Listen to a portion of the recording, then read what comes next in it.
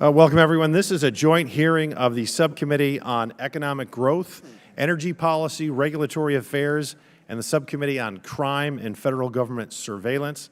Will come to order. Again, I want to welcome everyone, and without objection, the Chair may declare a recess at any time. Without objection, the following members are waived on to the subcommittee for the purpose of questioning witnesses: Representative Andrew Clyde of Georgia, Representative Clay Higgins of Louisiana, Representative Wesley Hunt of Texas, Representative Chip Roy of Texas, Representative Maxwell Frost of Florida, Representative Eric Swalwell from California, Representative Joe Negese from Colorado, Representative Glenn Ivey of Maryland. And the majority and the minority will each control 10 minutes for the purpose of opening statements. I recognize myself for the purpose of making an opening statement. Again, good morning and welcome to today's joint hearing with the Oversight, Accountability, and Subcommittee on Economic Growth, Energy Policy, and Regulatory Affairs, and the Judiciary Committee, Subcommittee on Crime and Federal Government Surveillance. I want to thank Chairman Biggs and his staff for joining us in this critical oversight hearing to explore and expose government overreach by the Bureau of Alcohol, Tobacco, and Firearms. The Second Amendment to the United States Constitution plainly states, quote, "The right of the people to keep and bear arms shall not be infringed." Shall not be infringed. Four key and critical words. Ever since Mr. Biden took office, his administration has actively sought to infringe on this right. And I'm deeply concerned that the ATF and their recent actions against firearms manufacturers, federal firearms licenses, or FFLs, and law-abiding Americans who wish to procure and use firearms. Under the Biden administration, the ATF has been weaponized against gun owners and Americans who wish to acquire firearms in numerous ways in recent years. The ATF issued the, quote, "frame or receiver," unquote, final rule in April of 2022, infringing on Americans' ability to assemble their own firearms from component parts. More recently, the ATF issued a final rule at the end of January of 2023 that will have an effective impact of criminalizing the possession of stabilizing braces in most instances, even though those braces were lawful to possess for over a decade by the ATF's own guidance. These braces were originally designed to assist disabled veterans who were physically unable to utilize traditional pistols for self-defense or to enjoy recreational firearms activity. The Congressional Research Service estimates that, now get this, approximately 40 million of these devices are already in circulation.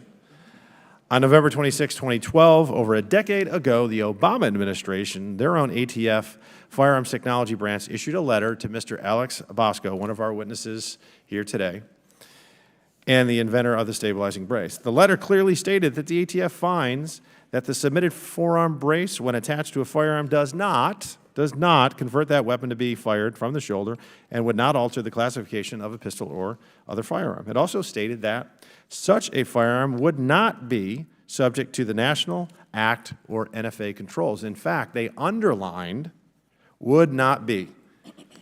It's underlined in the letter. Millions of people acquired stabilizing braces relying on the ATF's determination, and they did it in good faith, made over a decade ago under the Obama administration, that these ingenious devices were perfectly legal and did not convert a firearm into a short-barrel rifle subject to NFA controls.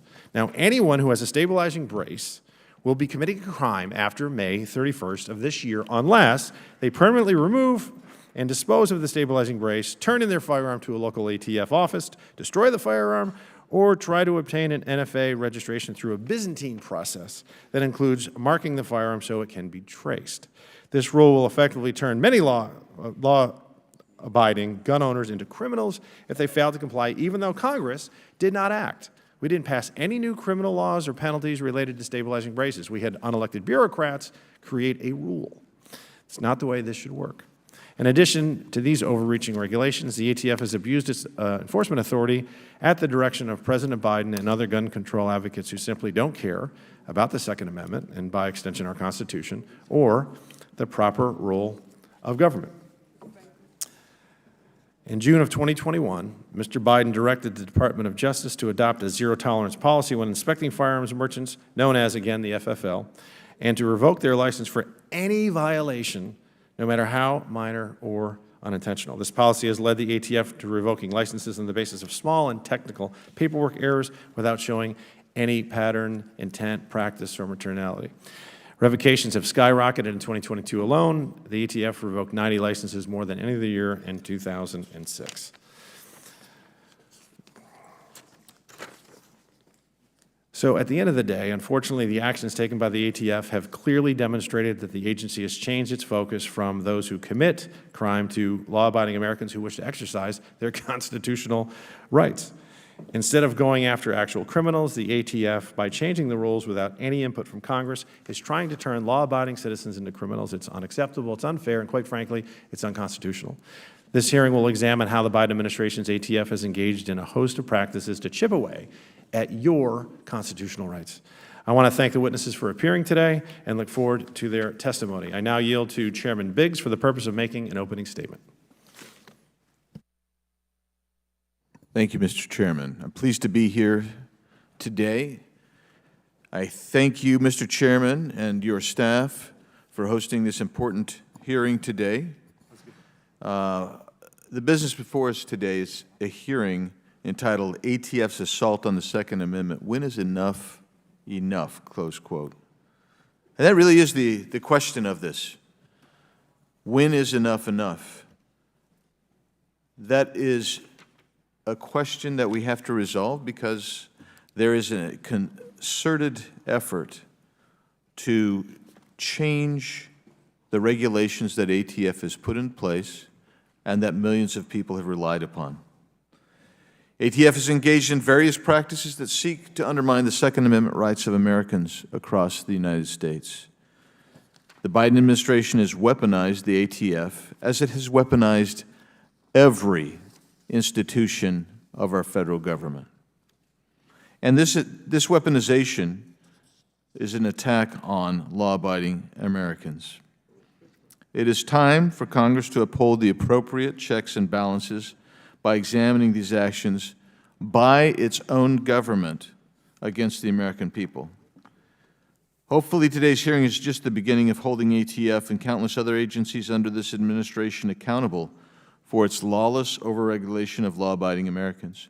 And the good news is this is just the beginning of oversight, as we've been informed today that ATF will come to a hearing in April. We're having this hearing in part because the Bureau of Alcohol, Tobacco, Firearms, and Explosives has abused its rulemaking authority delegated to it by Congress, this body. Earlier this year, ATF issued a final rule titled Factoring Criteria for Firearms with Attached Stabilizing Braces. That rule effectively bans pistol stabilizing braces nationwide. We will hear today from the inventor of those braces.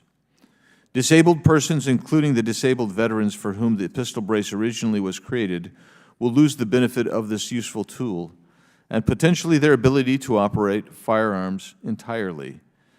The final rule provides that pistols equipped with stabilizing braces meet the definition of a firearm under the National Firearms Act, and that any weapons with stabilizing braces or similar attachments that constitute rifles under the NFA must be registered. Under this rule, millions of law-abiding gun owners will be forced to remove their stabilizing braces from their pistols, install longer gun barrels, register their weapons as short-barreled rifles, or destroy their braced weapons or face felony charges. You heard that correctly. Millions of law-abiding Americans will be turned into felons overnight by the stroke of a pen and without any congressional action. In other words, by unelected bureaucrats who believe they can make law, apply law, enforce and adjudicate law. That is something every American should be concerned about, because that is the definition that James Madison wrote so eloquently in the 62nd Federalist, is the definition of tyranny. And it doesn't just apply to this agency. Those of you who applauded in this agency, will you applaud it in every other agency when an administration changes and you've been relying on a rule and it changes without your elected representative weighing in on it? This is not an international, but a nationwide threat. This is not what our nation's founders intended. This rule terrifies my own constituents. They ask me how Congress passed this law. They're shocked when I describe the administrative rulemaking process. They did not vote for this. They didn't elect the individuals making these decisions.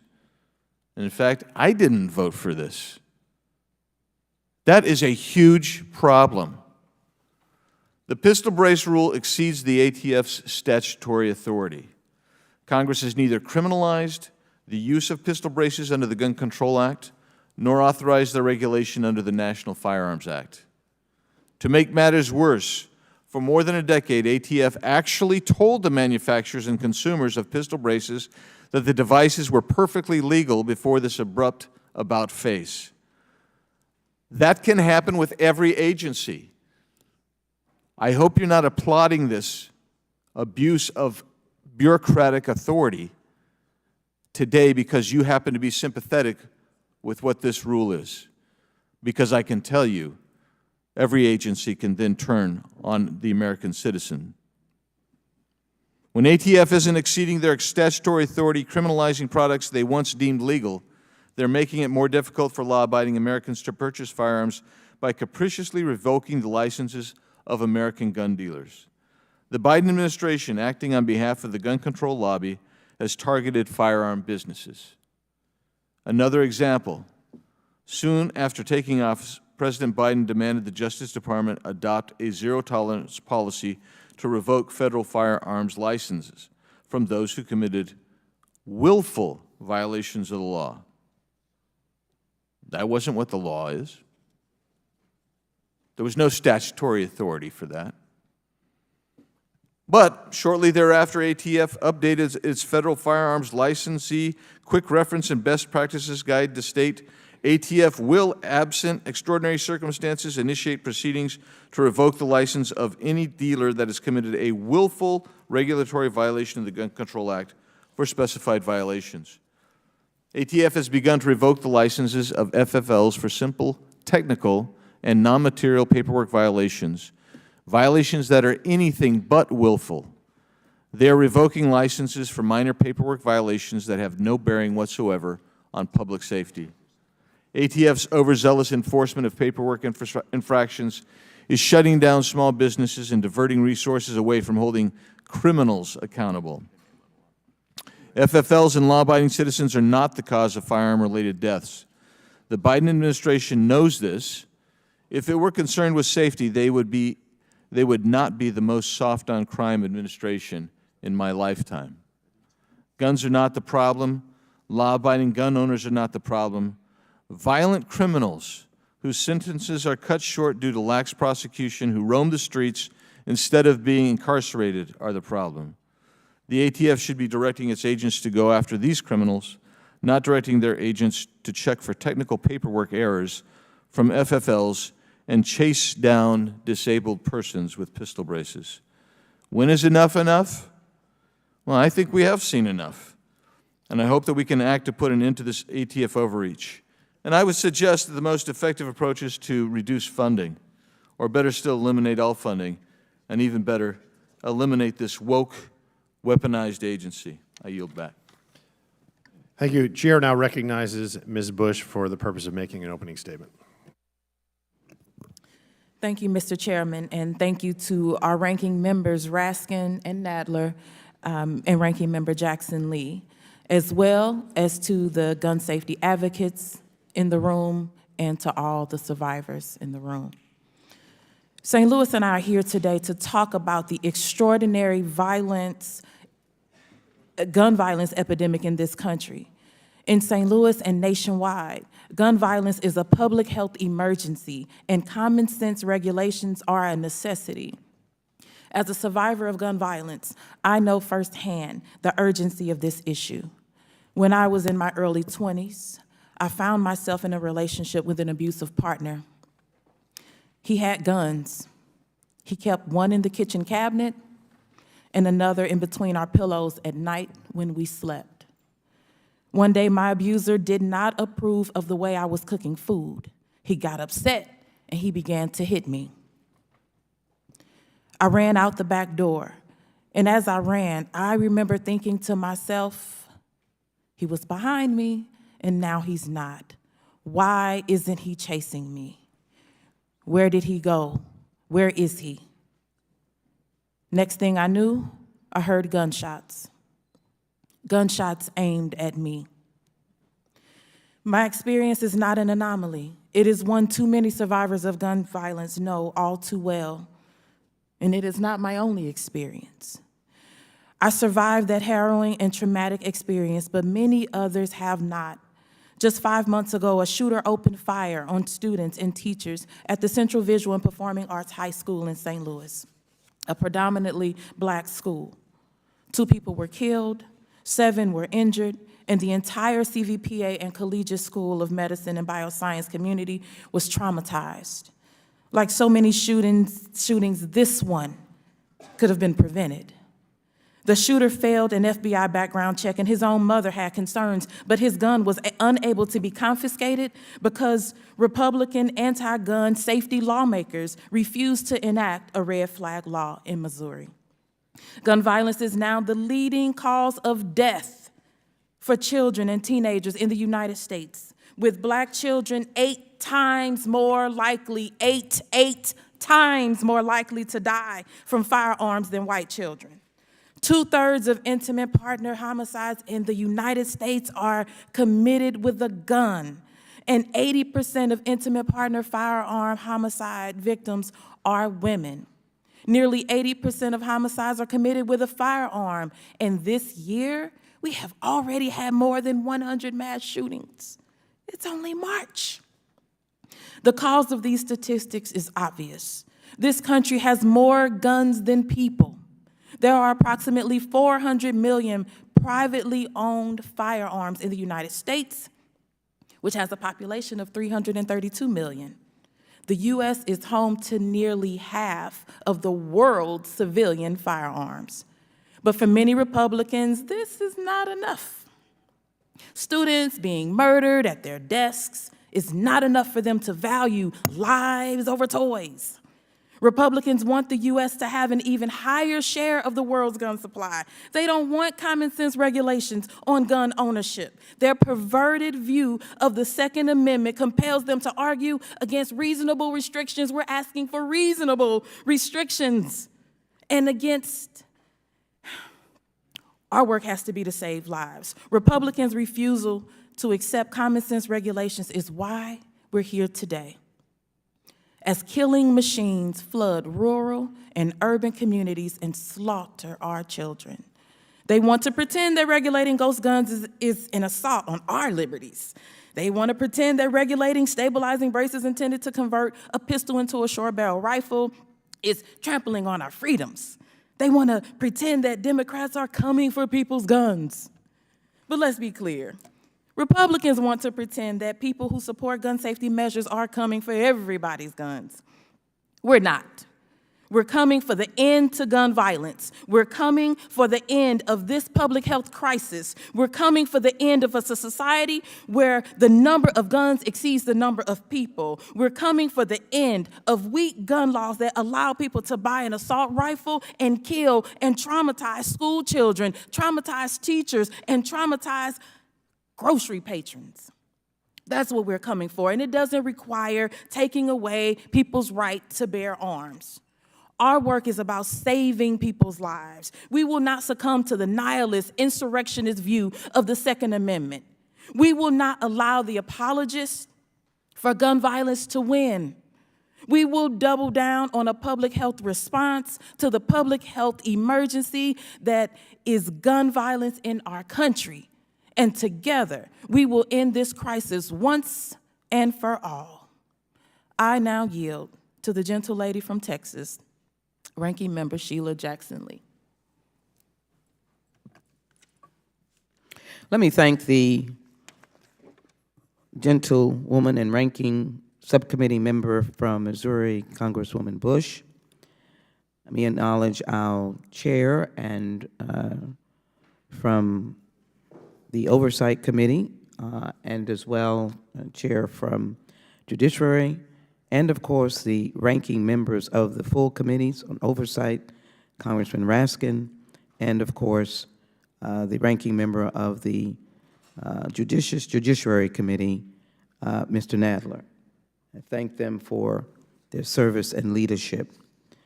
And I thank Mr. Chairman for convening a hearing that will evidence a very sharp contrast in the issue of saving lives. I do want to acknowledge, in particular, the Moms Demand Action and the many other good people of advocates who are wanting to have a reasonable protocol and structure for the owning of guns in America. I call you patriots, and I'm grateful for your presence here today. I call those who sadly and devastatingly are either the family members of victims long gone or who are victims themselves. I thank you for your courage. I acknowledge the witnesses here today, and I hope that they will understand that this democratic process is both a purpose with a purpose, and the purpose, of course, is truth. I'm incredulous that we are holding this hearing. I'm stunned. I'm almost in a sense of pain because we've had over 100 mass shootings only since the beginning of 2023. Constant range of gunfire across America. Sometimes one would think during the week you would be relieved, but it is during the week, it is on the weekend, it's on Friday night, it's on Saturday night, it's on Sunday, when many people in America are seeking the solace of faith. It is in our temples, synagogues, churches. It is in places in the park, schools, hospitals, and beyond.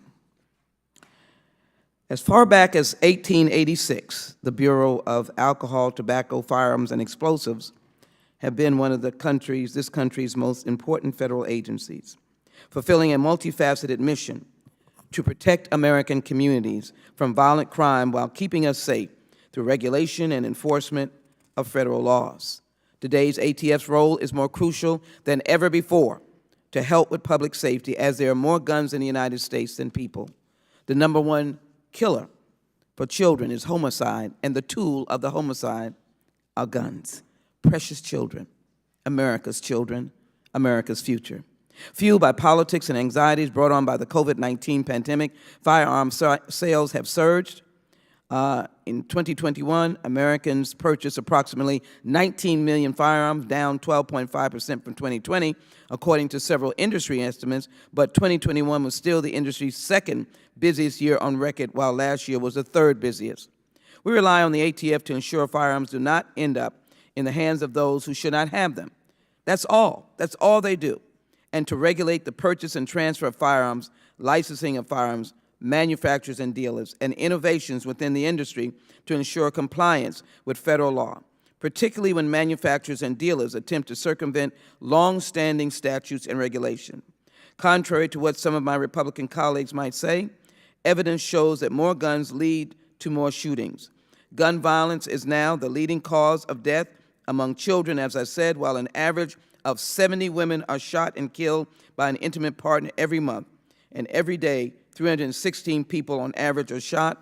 Congresswoman Bush's story is real, evident, and it is painful. In an average year, guns account for roughly 2/3 of homicides. However, in 2020, 77% of murders involved firearms.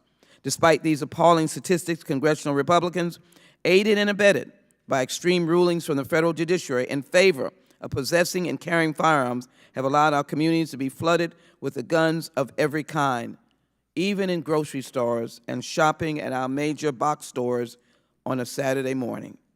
This push to reduce regulation and enforcement, along with the surge in gun sales, has only made communities across the country, rural, urban, and suburban, less safe. Tragically, mass shootings have become an all too common occurrence, and stolen guns, untraceable weapons, firearms purchased in states with fewer restrictions on gun purchases, ghost guns are trafficked through the iron pipeline into states with stiffer laws, boosting their gun-related crimes. It is ironic that yesterday, with the 2-year anniversary of the massacre of 10 people, including a police officer, at the King Supermarket in Boulder, Colorado, and Republicans are here today to attack the ATF and mount a defense of every firearms and modification involved in that shooting. I commend the ATF for their work in identifying a problem and providing guidance to prevent the harm created by the misuse of stabilizing braces, which convert everyday firearms into killing machines. I want to just remind everybody of ghost guns that led a shootout in my city against 3 police officers. I would point out that the ATF performed a similar analysis during the previous administration to create a rule for bump stocks following the mass shooting in Las Vegas that left 60 people dead. In both cases, the firearms and hardware used by the shooters were legally purchased and possessed, but it was evident that something had been done or had to be done after seeing the destruction they caused. And while the vast majority of guns are purchased by law-abiding citizens, there are many ways that legal guns end up in the hands of those who should not have them. And Democrats have never interfered with the purchase of law-abiding citizens under the Second Amendment. And while the vast majority of guns are purchased, the reporting from ATF indicates that more than 1 million guns were stolen from private citizens in the 5-year period from 2017 to 2021. That number is very likely much higher, since there is no law that requires gun owners to report theft or loss of firearm. Again, ironically, Republicans have attacked the very database that ATF maintains to track weapons and solve problems. The ATF has taken affirmative steps to prevent future violence, using technology to get violent criminals off the streets. In 2016, ATF created a crime gun intelligence centers launched as an interagency collaboration designed to collect, analyze, and distribute intelligence data about crime, guns, mass shootings, and major incidents across multiple jurisdictions. The 25 CGICs strategically located. Mr. Chairman, as I close, I would like to finish this last paragraph. Through their work, more than 616,000 investigative leads were generated by CGIs in 2020, and 490,800 crimes were traced back to their origins. In my home state and in Houston Police Department and other local agencies joined the ATF Crime Gun Strike Force. Finally, that is why Democrats passed several additional pieces of legislation last Congress to ban assault weapons, bump stocks, ghost guns, and high-capacity magazines, encourage safe firearms storage practices, raise the age at which semi-automatic rifles can be purchased, pass a huge amount for violence intervention, and to keep firearms out of the hands of prohibited persons. Democrats will continue to promote responsible firearm ownership through common-sense laws that keep Americans safe and support the efforts of the ATF to enforce those laws. I don't know about anyone else here, Mr. Chairman. I believe in saving the lives of our babies and our fellow Americans. I yield back. Thank you. And just for the interest of equal time, there's about 2.5 minutes over, and me and Mr. Biggs might take that when we have our questions. Now I'm pleased to introduce our witnesses today. Alex Bosco is a Marine Corps and Army veteran and the founder of SB Tactical and the inventor of the pistol stabilizing brace. Amy Schwerer is a senior legal fellow at the Heritage Foundation. Ms. Schwerer is an expert on the Second Amendment and firearms in the United States, and in 2022 received the Second Amendment Institute's 2022 Gun Rights Champion Award. Mr. Help me with your last name. Losier? LaRosiere. Thank you. You are forgiven. Matthew Lorcier is an attorney and partner at the Zerme Lorcier As an attorney, Mr. Larcier has represented federal firearms licensees who have had their licenses revoked by the ATF. He has also written extensively on the Second Amendment and firearms law. And Rob Wilcox is the federal legal director at Everytown for Gun Safety, leading the organization's federal policy work, and has served on the board of New Yorkers Against Gun Violence. I look forward to hearing from the witnesses today on these very important issues regarding Americans' Second Amendment rights. Pursuant to Committee Rule 9G, the witnesses will please stand and raise their right hands. Do you solemnly swear or affirm that the testimony you're about to give is the truth, the whole truth, and nothing but the truth, so help you God? Okay. Let the record show that the witnesses all answered in the affirmative. You can sit down. Thank you. We appreciate all of you being here today and look forward to your testimony. Let me remind the witnesses that we have read your written statements and they will appear in full in the hearing record. Please limit your oral statements to 5 minutes. As a reminder, please press the button on your microphone in front of you so that it is on and the members can hear you. When you begin to speak, the light in the front will turn green. After 4 minutes, it turns yellow. And when the red light comes on, I'm going to give you a little tap, give you maybe a play 5 or 10 seconds, then I'll shut you off, okay? And I recognize the first witness, and we're going to go in a little bit of a different order here. So let's go with Mr. Bosco. You're recognized for 5 minutes, sir.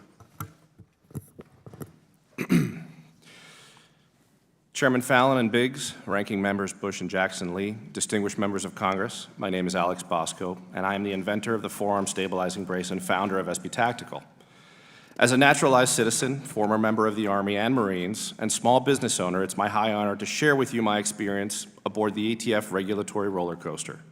My original effort to help a friend, an injured veteran, to safely and accurately participate in pistol shooting and then build a business has put me and millions of law-abiding Americans on a whiplash-inducing regulatory odyssey that has serious consequences, including imprisonment. I urge you and your colleagues to reverse the arbitrary, inconsistent, and capricious action of the ATF. The forearm stabilizing brace, which I originally designed to allow a disabled veteran to more accurately and safely enjoy the sport of pistol shooting, has been used by millions of law-abiding citizens to more safely shoot large pistols. Each SB Tactical product is designed as an orthotic device made out of an elastomer material, basically rubber, and has one or more flaps and a strap to safely secure the firearm to the shooter's forearm. The stabilizing brace is not a force multiplier. It merely adds an additional point of contact at the forearm to more securely hold a firearm. Since I began my business, I've made every effort to comply with all the rules and regulations set out by ATF. After submitting the original brace to the ATF for their review, ATF responded in writing stating that attaching a stabilizing brace, quote, would not alter the classification of a pistol or other firearm, and that, quote, such a firearm would not be subject to National Firearms Act controls. In the 10 years that followed, ATF repeatedly held that various pistol brace designs did not convert a pistol to a short-barreled rifle, and my business steadily grew. In 2017, ATF stated that incidental shouldering of a brace pistol does not result in a redesign and therefore is not a regulated NFA firearm, and that, quote, stabilizing braces are perfectly legal accessories for large handguns or pistols. Along the way, and at significant cost, I worked with attorneys, former ATF regulators, and even a former presidentially appointed ATF director to seek guidance from ATF whenever we made adjustments to the original design of the brace that I had submitted back in 2012. Shortly after swearing in, President Biden decided to reverse the previous decade of ATF decisions on stabilizing braces. He ordered ATF to treat pistols modified with stabilizing braces as short-barreled rifles subject to NFA controls. This change, the president said, would require an owner of a pistol equipped with a stabilizing brace to pay a $200 fee, submit their name and other identifying information to the Justice Department, or face criminal penalties. The president even admitted that his goal was to make these changes, and I quote, without having to go through Congress. ATF responded to the president's directive and published a final rule on January 31st, 2023. The effects of this change are enormous. According to the ATF, millions of Americans who followed ATF's advice for the past decade have, unbeknownst to anyone, been committing felony crimes. And ATF almost certainly underestimates the scope of the impact of the rule. In the final rule, ATF assumes that there are approximately 3 million firearms with attached stabilizing braces in circulation, but ATF failed to include sales after 2020. SB Tactical alone sold more than 2.3 million braces since 2020. Unless this rule is put on hold by Congress or the courts, the company I founded and many others will go out of business soon. Furthermore, responsible gun owners will be harmed. None of them want to run afoul of the NFA as a result of ATF's flip-flop, but neither do they want to purchase new braces when ATF now says that in order to use these braces, people must register in a federal database and submit their photographs and fingerprints to the government. The effects of ATF's rule is to put out of business the industry that ATF itself fostered for 10 years and punish consumers who relied on ATF's prior decisions. Ironically, this rule eliminates an important and widely adopted safety feature that will arguably make the sport of pistol shooting less safe. Ultimately, this rule should be seen for what it is: circumvention of the legislative process. In Federalist Paper 47, James Madison observed that, quote, "The accumulation of all powers, legislative, executive, and judiciary in the same hands, may justly be pronounced the very definition of tyranny. It is in Congress that the legislative authority is vested, and the President must faithfully execute those laws. The President and the ATF don't get to do both. I urge Congress to reverse ATF's arbitrary decision, take back its legislative authority, and strike a blow for liberty and good government." Thank you, and I look forward to your questions. Thank you, Mr. Bosco. The chair recognizes Ms. Schwerer for her 5 minutes. Chairman Fallon and Biggs, Ranking Members Bush and Jackson Lee, and distinguished members of Congress. ATF is, in some respects, much like the guns that it is supposed to regulate. In a vacuum, ATF is neither inherently good nor inherently bad. It depends in large part on who controls it and the ends for which its power is exerted. Like all branches or forms of government, ATF is imbued with certain coercive powers that can be wielded either properly or improperly, and for either constitutionally sound or abusive purposes. ATF is not some natural-born villain. The agency was neither conceived in constitutional sin, nor did it come out of the executive branch womb covered in iniquity. It has the potential for tremendous good, and at its best, ATF plays a vital role in keeping Americans safe from violent crime. Unfortunately, ATF also has a habit of turning into its worst self when left unsupervised by Congress for extended periods of time.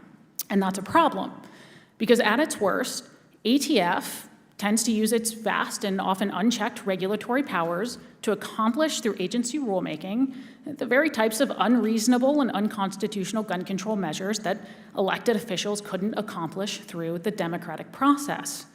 The litany of recent abuses is long. Just last year, ATF, at the prompting of the president, implemented a zero-tolerance policy for violations by federal firearms licensees that has dramatically increased the number of licenses the agency revokes.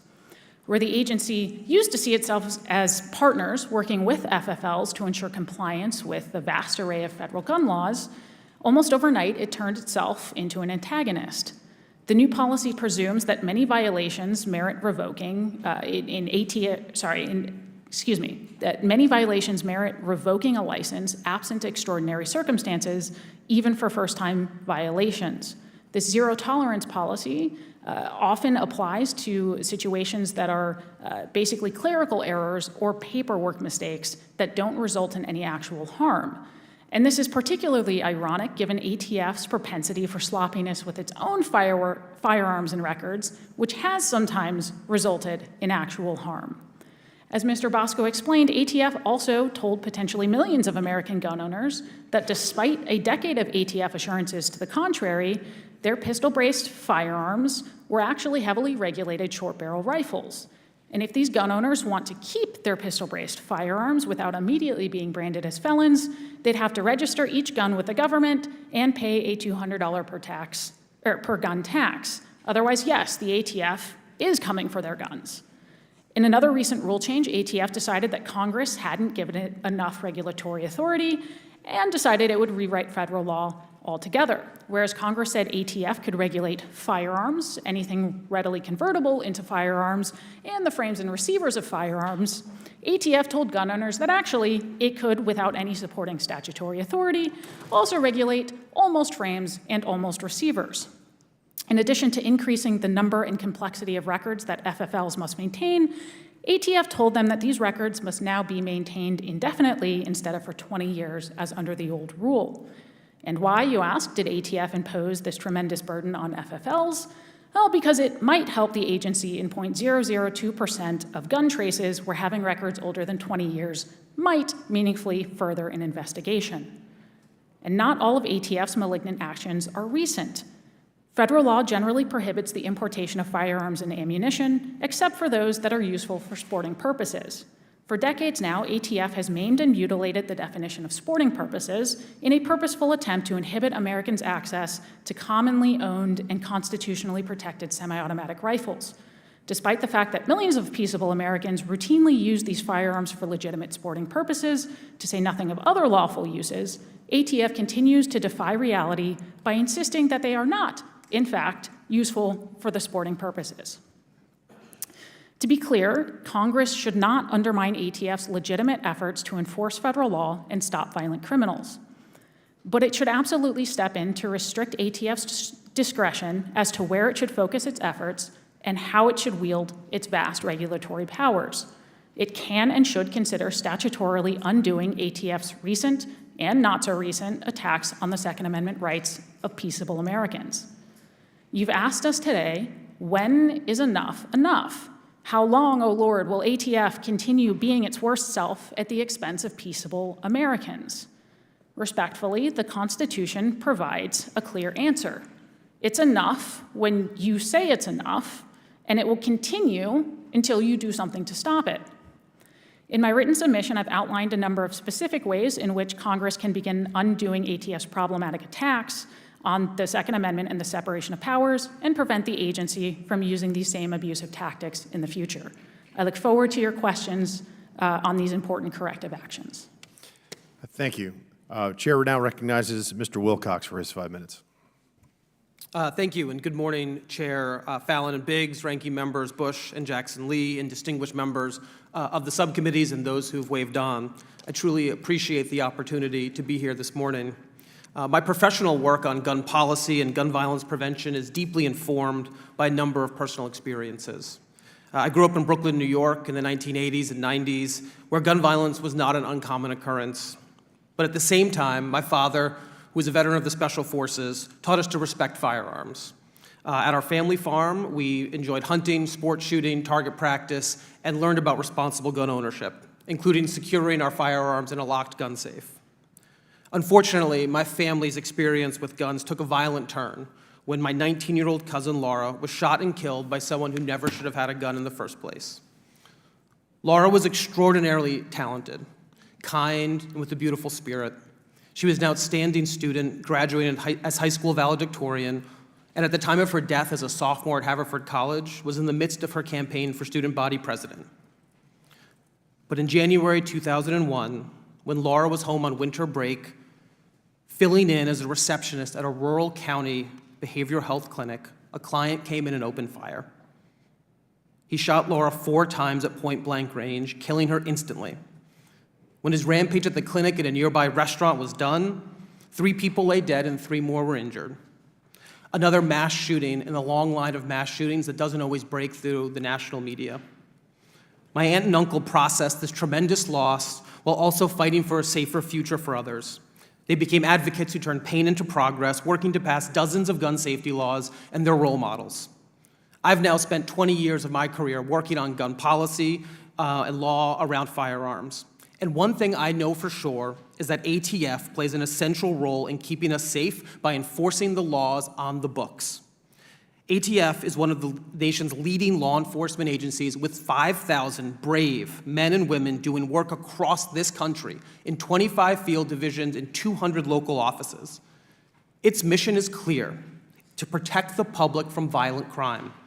And they work hand in hand with our state and local law enforcement to solve crimes and do their job. ATF also regulates the gun industry through education and accountability, supporting those who want to do better and holding those who break the law accountable. ATF's role in this system is unique in its effort to keep communities safe. From 2017 to 2021, ATF processed nearly 2 million crime gun traces and 1.5 million NIBIN cases in order to assist local law enforcement in linking crime scenes, developing leads to solve crimes, and identifying gun trafficking channels. These crime gun traces showed that guns are moving faster than ever from dealer to crime scene. Nearly half of these crime guns have a time to crime of under 3 years, and a quarter with a time to crime of under 1 year. Guns with short time to crime indicate trafficking, and it's where ATF and the industry can take action to step in and shut it down. Like, for example, when a gun dealer was selling multiple guns to people he should have known was intending to break the law. ATF traced those guns to multiple crimes, including murders. ATF investigated, and the licensed dealer, the gun traffickers, and the shooters were all prosecuted. The fact of the matter is that only ATF can make sure there's accountability from the shooter up to the supplier. ATF protects and serves at a time in this country when we need it to be at its strongest, fully funded and supported, because gun violence is threatening communities across the country. An epidemic exacerbated by rogue gun dealers, gun sales without background checks, and industry innovations like arm braces, ghost guns, and bump stocks. ATF boldly steps into this space to enforce the laws passed by Congress and stop the illegal diversion of firearms. It's truly not lost on me, as the ranking member mentioned, that yesterday was the 2-year mark of the shooting at a grocery store in Boulder, Colorado, where 10 people, including a law enforcement officer, were killed. The shooter used a short-barreled Ruger AR-15 pistol that came equipped with an SB tactical arm brace, the same kind of firearm that ATF now regulates. ATF has been there, time and again, under Republican and Democratic administrations to respond to these threats and enforce our laws. Its mission is to protect the public from violent crime and stop gun trafficking. In other words, its mission is to save lives, keep illegal guns out of communities, and save the lives of concertgoers, lives of supermarket shoppers, lives of students, and so many others. And that's what ATF has done, using the tools and authorities granted to it by Congress. I'm personally thankful for the men and women who are dedicated to their service at ATF and do this work to prevent senseless tragedies. Thank you again for the invitation to be here, and look forward to the questions. Thank you, sir. Mr. Lustier is recognized for his 5 minutes, my good Frenchman friend here. Much appreciated. Chairman Fallon, Biggs, Ranking Members Bush and Jackson Lee, thank you so much for the invitation and for the opportunity to speak on this important measure. I'm an attorney working in the Second Amendment space. I'm a child of immigrants, and I guess in following their lead, I decided to do a job that most Americans didn't want to, and that's protecting fundamental rights. I've been studying the law and policy of arms for over a decade, but I think most important for this hearing is my experience representing individuals and small businesses who have been caught up in some of the flip-floppery that ATF has engaged in. Representing individuals and small businesses that have had their lives shattered, their employees left jobless because of, frankly, innocent omissions that were characterized as intentional misconduct by the ATF. These individuals, oftentimes in the firearms industry, are employers with less than 15 employees. That's the majority of the industry here. And I've represented these people for nominal or no fee, frankly, because I feel it's the right thing to do. And what I've seen ATF doing in these prosecutions is extremely concerning. The threats that are posed by ATF's overreach are not theoretical. They're very real. And they're not limited to arm braces or the zero tolerance rule either. I'd like to tell you guys about Patrick Tate Adamiak. He was a 28-year-old Navy sailor, and he was recently convicted for dealing in machine guns. Now, looking at that headline might not cause you to take a second thought, but when you scratch a little deeper, the machine guns Tate was convicted of dealing in were actually boxes of cut-up, inoperable parts that the ATF had approved the importation and sale of as unregulated parts kits years ago. And then in an unpromulgated, unpublicized change of opinion, ATF decided that that amount of cut-up was not quite cut up enough. They'd secured a conviction, and again, 28-year-old Tate, who dealt in parts that were purchased in open commerce with a credit card, is now awaiting sentencing, and his plans of marriage are indefinitely on hold. I'd like to tell you about Matthew Raymond Hoover, who's a political commentator who is accused of advertising metal cards with a drawing of an alleged machine gun part on it. A drawing. ATF took the incredibly aggressive position and vindictively is prosecuted Mr. Hoover, suggesting that this drawing is actually a combination of parts. He is facing over 60 years in prison, a cancer-stricken man with not an ill-willed bone in his body, and several young children. I think it's important when we think about the pistol brace problem to look at what law we're dealing with. We're talking about interpretations of the National Firearms Act. This is an act that in its original drafts sought to regulate handguns. And this is why it sheds some light as to just how absurd the pistol brace problem is. Short-barreled rifles were added to the act to correct an obvious loophole to a handgun restriction. For it was raised in the hearings that if pistols were regulated, but you could simply cut down a rifle, well, that would be the effective equivalent of a pistol. Later on, to secure passage, the reference to pistols and revolvers were slipshottedly removed, but the vestigial remains of a pistol regulation, the barrel length restrictions, were there, leaving the rules that we're now dealing with, the law that we're now dealing with interpretations of, as kind of like a cancer-prone vestigial organ. It doesn't accomplish anything useful, but as many Americans and some of my clients have found out, it sure can get you into trouble. The argument that these guns, under a law that was designed to designed to regulate concealable firearms, become more dangerous when you make them less concealable by adding a component to the end, is so obviously and intensely contrived, it's kind of absurd. Insofar as zero tolerance goes, the GCA, the Gun Control Act, has made federal firearms licensees the gatekeepers to access to the Second Amendment right for most Americans. What we're seeing now is a two-pointed prong where ATF is revoking licenses for little to no reason. I've seen it as simple. The violations they were alleged were as simple as a customer had filled out black as their race, but not picked Hispanic or Latino. That didn't strike me as terribly nefarious. I think that ATF has a moral obligation to really look at how it is enforcing these laws. I look forward to your questions. Thank you. Thank you very much. Chair recognizes Mr. Gates for his 5 minutes. The Nonpartisan Government Accountability Office issues a report in June of 2016, Firearms Data. The ATF did not always comply with the Appropriations Act restriction and should better adhere to its policies. Mr. Wilcox, you're the witness the Democrats have invited here today. Are you familiar with that report?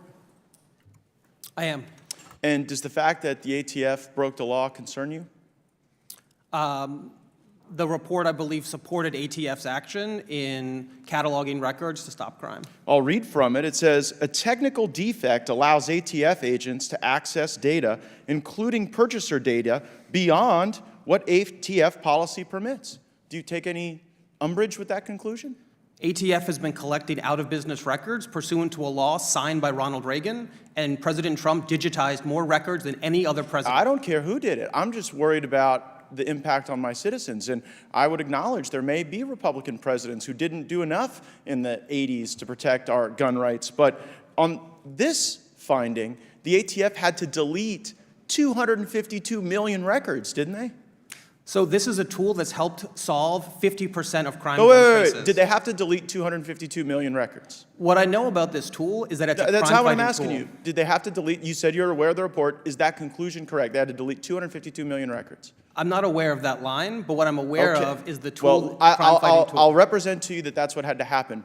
The fact that the government collected 252 million records that was beyond the law, beyond policy, never approved according not to me, not to my fellow Republicans, but to the GAO. Should that be concerning to us, that scope of records being collected? ATF's collection of out-of-business records was fully compliant with the law. That's not what the GAO said, so you disagree with the GAO report. Well, there's 2 points they made. One is the collection of out-of-business paper records that FFLs keep. The second piece was the collection of electronic records that FFLs keep. And what the GAO said was the electronic records were not being converted sufficiently. And that's what ATF so that's why they fixed had to delete them, become in compliance with the law. Because they had gone beyond their authority. You see, that's the concern of my constituents. When they go beyond their authority, and you may find those things virtuous, but no one elected you. They elected us to make the laws, and when we make the laws and they don't follow them, then people's rights get diminished. Another area is this issue of the arm braces. Now, in Mr. Wilcox's testimony, he says that an arm brace makes a weapon more powerful. Mr. Bosco, you know a lot about arm braces, don't you? I do. Do arm braces make firearms more powerful? They do not. They do not. Does it concern you that the witness that the Democrats brought would make such a claim that is obviously disproven by any utilization of those arm braces? I hope that my testimony today can help everyone here understand that the brace does nothing to make the weapon any more dangerous than it already is. And so when you've got the ATF going beyond their authority, collecting 252 million records that they have to destroy, well, that can just be explained because they're doing their best. But when Americans get inadvertently converted to felons because the ATF has exceeded their authority, there is no such grace for them, is there, Ms. Swear? That would seem to be the case under the recent policy change to zero tolerance. Zero tolerance for our fellow Americans when they're trying to exercise their rights and protect their liberties, but all the tolerance in the world for a corrupt bureaucracy that is violating the law, exceeding their authority, and collecting records that they have no business collecting. I would make this final observation. I had the great privilege to spend 2 years on the House Judiciary Committee with the gentlelady from Missouri, and while she and I disagree strongly on this issue, her beliefs are sincere, and they are strong, and they are powerful, particularly when she expresses them. And so when she says to people that she wants to defund the police, she means it. And when she says in this committee meeting that gun violence is a public health emergency, well, she means that too. And our fellow Americans know the impact of folks up here in Washington declaring everything and anything a public health emergency. It means you're more likely to be locked in your homes, deprived of your freedoms, less healthy, less safe, less secure, and less able to live a truly American life. So know this, when the left talks about this as a public health emergency, get ready to see those enhanced authorities abused by the ATF. And, Mr. Chairman, it is my sincere hope that in the very near future, we will have those very folks from the ATF here. And I intend to be utilizing the new rules that we have in the House of Representatives to offer amendments to the Appropriations Act to zero out their salaries for breaking the law and abusing the liberties of our fellow Americans. Thank you, and the chair now recognizes Mr. Raskin for his 5 minutes. Thank you much, Mr. Chairman. The stabilizing braces have evolved significantly from their original intended use, which was allowing disabled gun users to fire an AR-style pistol. Today's braces are largely used to exploit a loophole in the regulatory structure to allow owners to turn their weapons into short-barreled rifles, efficient weapons of war, without triggering traditional ATF oversight of this kind of weapon. But don't take my word for it. Take the word of the people who use these so-called wrist stabilizer braces. Please play the video if you would. You see a gun like this and you're like, how the heck is a barrel with that length a pistol? Well, we're not here to talk about that. We're here to talk about SB Tactical and their stabilizing braces. 4 pistols. The end here, which is a rubber type of configuration. It's adjustable. If you want to run your arm through it and do so, you can, and tighten it down to your forearm, which of course is what the braces were originally intended for. However, with the ATF rulings now, you can occasionally accidentally fire from your shoulder. Today on Sunday Gear Review, I want to talk to you about this SB Tactical HKPDW arm brace. It does help some people, right? So you can slide your arm through that and undo it and all that stuff. But we all know what these are actually used for, and nobody is wondering about that. And we're going to just see, does it really feel like a stock, even though it's not a stock?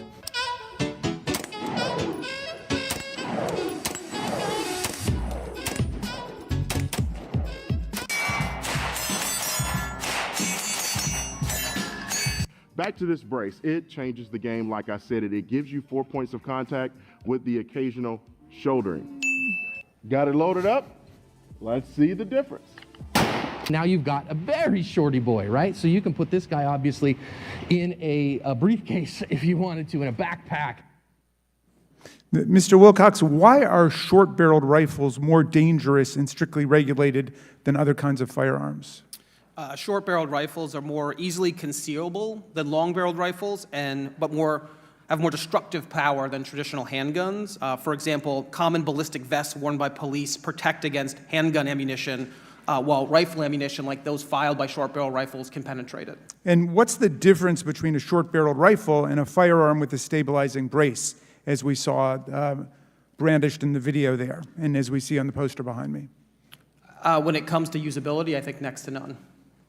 There really is no difference in the power and potential violence of the weapon, and there's very little difference in the weapon's design. Look, our colleagues know that gun violence is the leading cause of death among children in the United States of America today. They know that more people proportionately die of gun violence in America than in any other industrialized country on earth, whether we're talking about Canada or Germany or France, United Kingdom, Japan, Israel, you name it. They know that the states with the highest rates of firearm deaths are the ones with the weakest gun laws, and the states with the lowest levels of firearm deaths have the strongest gun laws. But they say that all of this chaos and destruction is just the necessary price we have to pay because of the Second Amendment.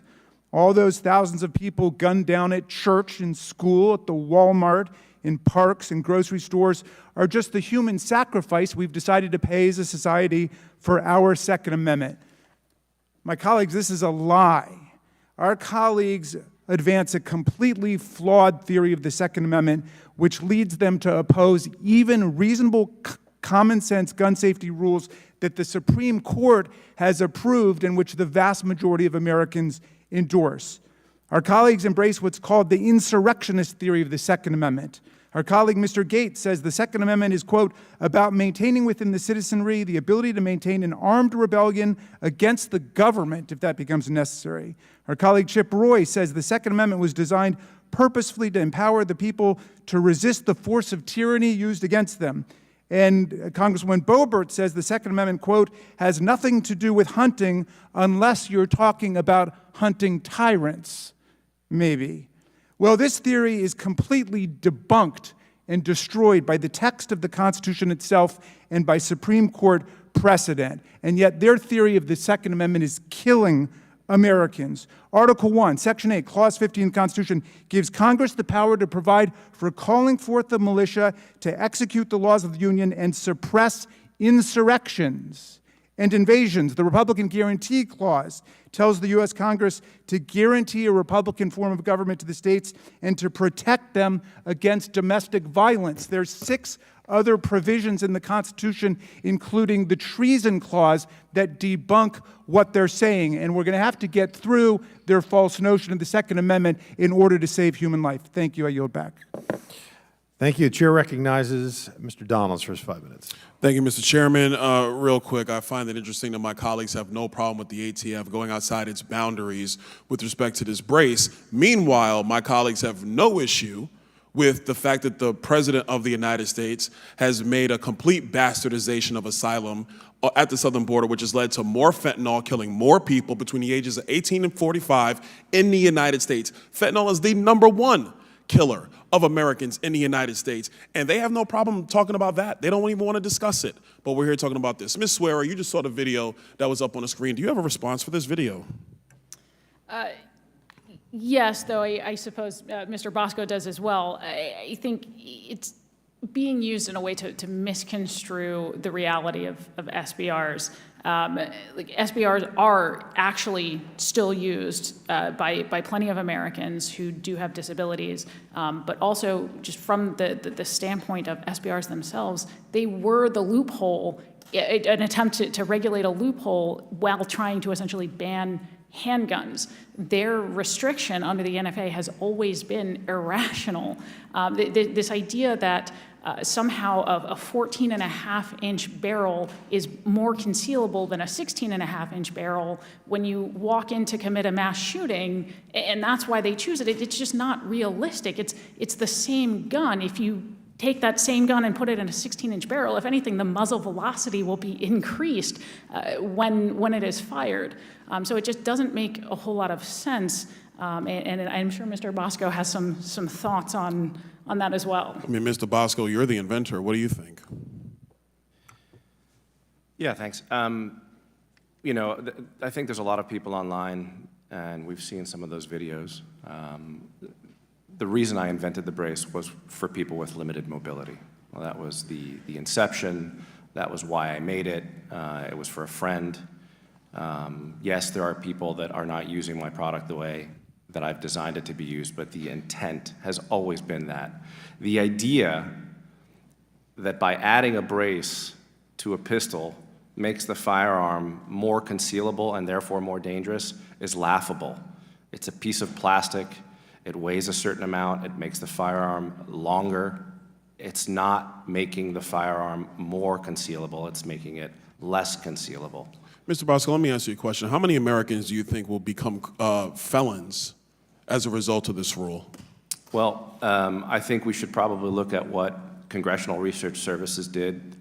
They came up with a study that said anywhere between 10 and 40 million Americans own arm braces at this moment. If we use the smallest number that they have, which is 10 million, you will have an effect that come, I believe it's May 16th, which is the deadline. If someone wasn't smart enough to look up the Federal Register, who didn't know about this rule, from one day to the next, he will be in possession of an unregistered short-barreled rifle, and he will be committing a crime which is punishable of up to 10 years in prison. It's a felony offense, $250,000 fine. So in order to avoid this, the American would have to spend $200, get their fingerprints taken, get a photo of them given to the ATF. Am I correct in that? So the agency, even with this, has flip-flopped back and forth. Originally, they were suggesting that Americans pay $200. Well, and Mr. Bosco, not to totally cut you off, let me ask you this question real quick.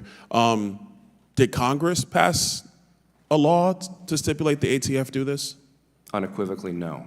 Mr. Wilcox, how you doing? Fellow Brooklynite over here. Grew up the same time. Let me ask you this question. Do you think it's okay for the ATF to act outside of congressional legislative authority, criminalizing 10 million Americans who are currently law-abiding citizens? It's good to see another proud son of Brooklyn. I don't believe that is what ATF is doing here, so I disagree with the premise. Do you think that by this rule, there will not be 10 million felons in the United States because they bought a product that the ATF authorized to be sold, and that the ATF said was legal up until the Biden administration? So not liking a law isn't a reason for ATF not to Well, Mr. Wilcox, there's no law. Congress didn't pass it. That's a rule from ATF. Let me ask you this question. Do you believe in separation of powers? Of course. Do you believe that the legislative power resides within the congressional body and not the executive? I do. So then why do you think it's okay for the ATF to come up with some rule with the force of law that Congress did not pass? Congress passed the law 90 years ago, and ATF is catching So you're up with saying to me technology. that a law that Congress passed 90 years ago allows for 10 million Americans to become felons today? Congress passing a law allows ATF to regulate as technology changes. Come on, Mr. Wilcox. Don't do that to the American people. We know better. Don't do that. I yield. Thank you very much. Chair recognizes Mr. Nadler for 5 minutes. Thank you, Mr. Chairman.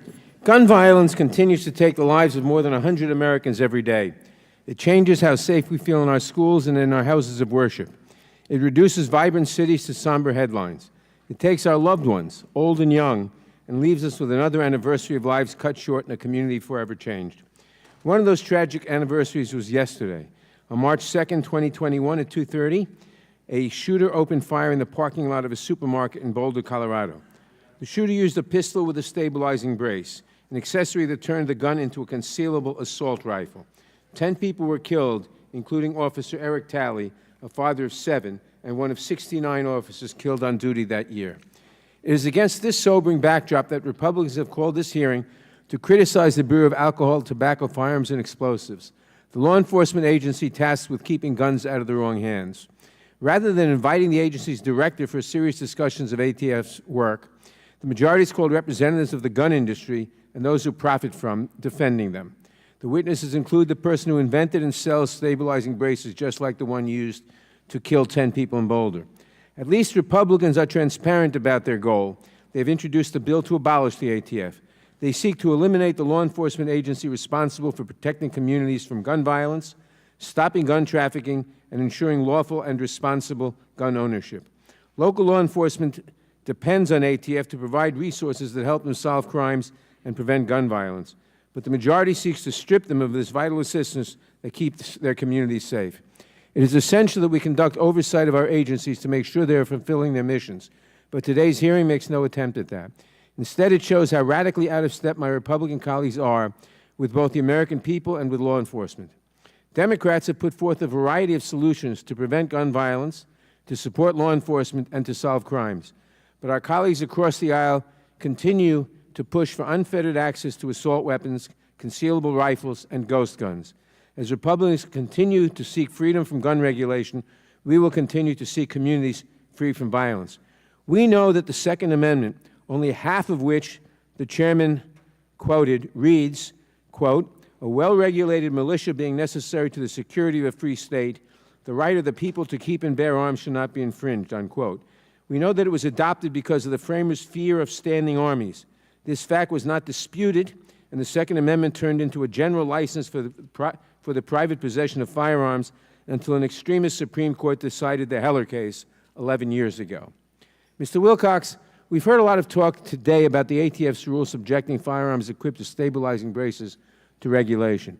Does that rule do anything more than close a loophole that allowed people to evade public safety regulations simply by adding accessories to pistols to transform them into short-barreled rifles? And again, short-barreled rifles have been regulated under the National Firearms Act passed by Congress in 1934, haven't they? Thank you, Ranking Member. Yes, you're correct. This was ATF enforcing a law that's been on the books for 90 years, catching up with changing in technology and regulating weapons that Congress long ago decided needed to be treated differently than other firearms. And Mr. Wilcox, more than 300 Americans are shot every day, and more than 100 of those people who face gun violence lose their lives every day. Do other countries have similar rates of gun violence and gun deaths? And if not, what, in your opinion, accounts for the difference? So right now, the United States has a gun homicide rate 26 times higher than other high-income countries. I think that's what we've had enough of, and what we need is strong gun laws, because the states with strong gun laws have less gun violence. And I'm very proud to have seen Congress, in a bipartisan manner, pass the first federal legislation in 30 years last year to strengthen our laws, invest in communities, and save lives, because that's our ticket. It's downstream investment in community-based organizations and upstream enforcement on the sources of illegal guns. Thank you. My colleagues across the aisle like to blame Democratic cities for this nation's problem with gun violence. Can you please explain what the Iron Pipeline is and how it contributes to gun violence in cities and states that have stronger gun regulations?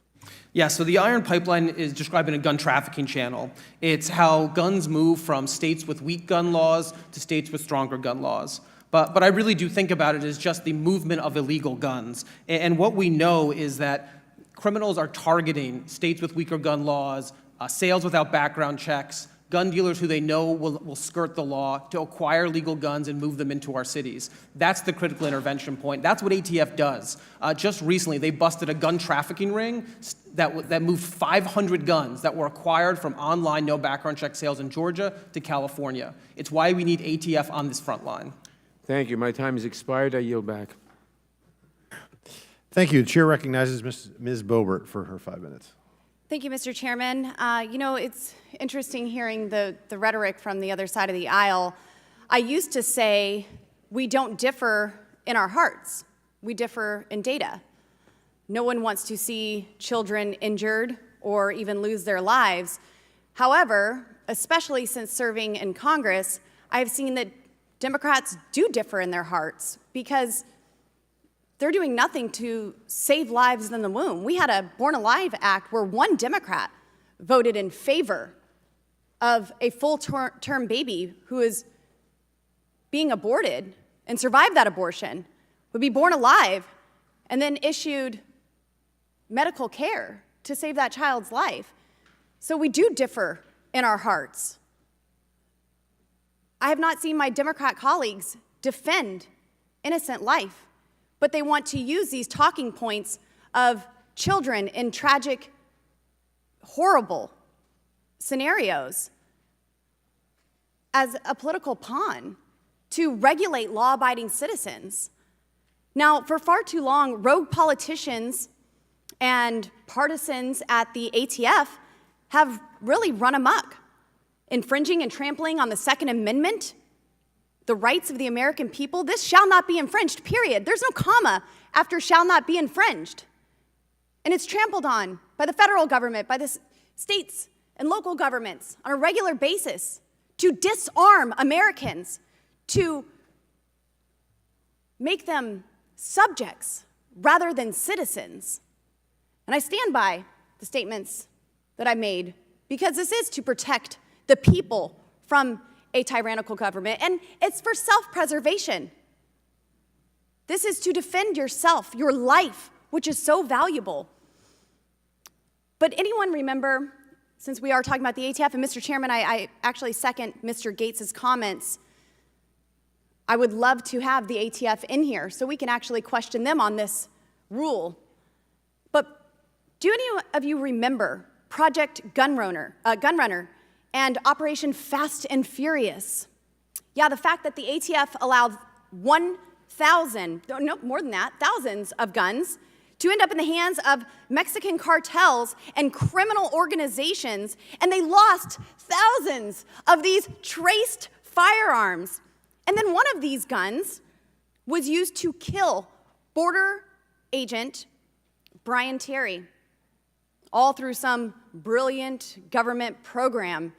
And it's absolutely outrageous. If you think the ATF is going to be successful in this, making millions of Americans felons through this rule that is an overreach of the separation of powers. You've heard it from the witnesses today who don't necessarily agree with my stance. Mr. Wilcox says that it's us that make the law. Congress makes the law, not bureaucrats. And they're seeking to make millions of Americans felons with this rule. Now, what happened with Fast and Furious, with these traced guns that they lost, thousands of them? The records in question, a judge found that they were not covered by privilege and that they were supposed to be released to the American people. Well, what happened to those records? That's right. Nancy Pelosi and the Democrats ended the House lawsuit when they took control in 2019 and further buried this scandal. Absolutely shameful. As the National Shooting Sports Foundation has pointed out, in just the last 5 years, ATF, under political pressure, has at least on 3 occasions, through administrative fiat, changed long-standing positions to declare products lawfully sold in full view of the ATF and in reliance upon ATF classification letters to now be illegal and or regulated under the National Firearms Act. ATF bureaucrats are not only ignoring the direction of Congress, they are literally ignoring the law and trying to rewrite it themselves. A complete separation of powers. And I apologize, I did have some questions for the witnesses, and I do thank you all for being here and providing testimony. But hearing this on the other side and then just realizing that we differ in data as well as in our hearts because we do want to protect innocent lives. That is why we support the Second Amendment. It is your right to defend yourself, and we will always speak up to defend life. Thank you. I yield. Thank you. Chair recognizes Ranking Member Bush. Thank you, Mr. Chairman. St. Louis and I rise because the gun violence epidemic affects all of the people of this country, but some more than others. I'm talking about children whose leading cause of death is now guns. I'm also talking about Black and brown communities that have borne the brunt of gun violence and mass incarceration. But gun violence may, as we've seen, be a political tool for some of my Republican colleagues, but it's a matter of actual life or death, especially for Black and brown communities. Last October, as I spoke about, in St. Louis, a gunman fatally shot a student, her name Alexandria Bell, and the teacher, Jean Kutzka, at Central Visual and Performing Arts High School, where more than 2/3 of the students are Black. The shooter's mother was concerned, and a third party known to the family had taken his gun just a few days before, but he regained possession. This is why common sense gun safety measures like red flag laws that Republicans refuse to support, why they are so important. In addition to ensuring the safe ownership of guns, we must also stop the flow of guns into our communities. Weak Republican laws are flooding communities with guns that are killing people. In 2020, per capita murder rates were 40% higher in states won by Donald Trump than those won by Joe Biden. 9 of the 10 states with the highest gun mortality rates, including my state of Missouri, are red states. Mr. Wilcox, first of all, thank you for your strong, well-informed advocacy. I want to build on Mr. Nadler's question. Can you explain how the iron pipeline and weak Republican laws, gun laws, disproportionately harm Black and brown communities? Yes, Ranking Member, and thank you for the question. As you stated, what we see pretty clearly from examining gun laws and looking at rates of gun violence is states with stronger gun laws see less gun violence. Why is that? It's because it's too easy for guns to be illegally diverted from legal commerce, responsible law-abiding citizens, into gun trafficking channels. What are the ways that that happens? No background check gun sales, straw purchasing, gun theft, and rogue gun dealers. We're here to talk about ATF, and that is exactly what they're there to focus on, is that diversion of illegal guns, because we have to invest in communities, but we also have to stop the flow of illegal guns. And that's exactly what ATF is here to do, and that's exactly why we need them to be well-resourced and supported in doing it. One of the most troubling things we saw during the pandemic most recently is guns are moving even faster from dealer to crime scenes, especially when it comes to young people. You see almost 40% of guns that were used in crime by young people in 2021 move from the gun dealer to that young person's hand in under a year. That's where we have to intervene. That's where we have to stop it. And for those in the industry that want to help out, let's give them that tools and education. For those who want to look the other way, let's actually hold them accountable. Thank you. Thank you. And instead of blaming, as we often hear, Black and brown communities for gun deaths, we need to, and I will continue to say it, make sure that there's a public health approach to address this epidemic. Mr. Wilcox, can you tell us how can a carceral strategy solve the gun violence epidemic? I don't think you can do it alone. I think there has to be accountability, but I think we also need investment. We need investment in community-based organizations that are doing the work on the ground, proven effective with cognitive behavioral health therapy, hospital-based violence intervention, street interruption. These are proven effective programs that we need to be investing in to intervene prior to acts of violence. On the other hand, there are laws and people have to be held accountable if there's violence, but more importantly, if they're moving guns into the iron pipeline, into the gun trafficking pipeline. We have to invest downstream in community, and we have to hold upstream accountable the suppliers of illegal guns. Thank you, because a carceral strategy cannot be the answer. Thank you for that. I think it's a critical point that you just made, and just our response to this crisis cannot be mass incarceration. I just want to make that clear. Many communities around this country face high rates of gun violence and are disproportionately targeted by the carceral infrastructure that becomes the default response to every single social problem. This only results in compounding trauma and a cycle of violence that doesn't help anyone. The only path forward is through investing in our communities, using evidence-based public health strategies that will solve this public health crisis. Thank you, and I yield back. Thank you. Chair recognizes Mr. Moore for his 5 minutes. Thank you, Mr. Chairman. And first, let me say mass shootings are defined when you have a shooting where 3 or more people die. We had 74 people in the U.S. die in mass shootings last year. We've had 107,000 opioid overdoses.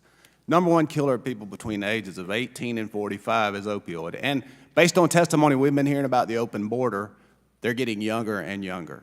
So if we really, really care about young people in this country dying, we need to address the issue of opioids and those poisonings, that sort of thing, rather than this type of hearing here and trying to come after law-abiding citizens. Mr. Bosco, I have a district that has more veterans in it than any district in Alabama. I have Fort Rucker and Maxwell Gunter. And, you know, one of the things we do for wounded warriors very often is we'll take them offshore fishing. I've hosted a couple of tournaments and take them out, let them shoot, hunt. It kind of gives them their life back. It gives them opportunities to do things. So tell me a little, when you invented this pistol brace, what was your motivation?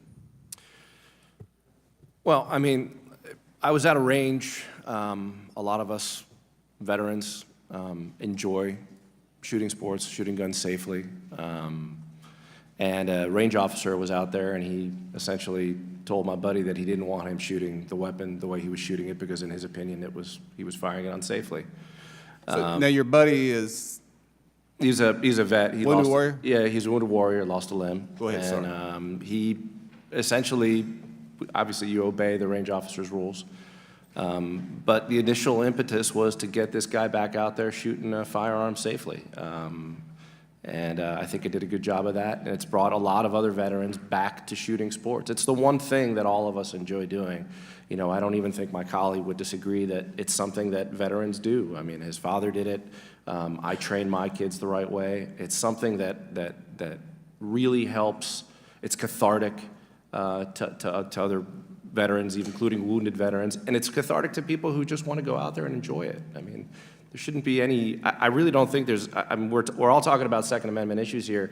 I was really looking forward to talking about how this brace helps other people, how it helps wounded veterans, how it helps people with limited mobility. It's a piece of plastic that allows people to shoot a firearm better.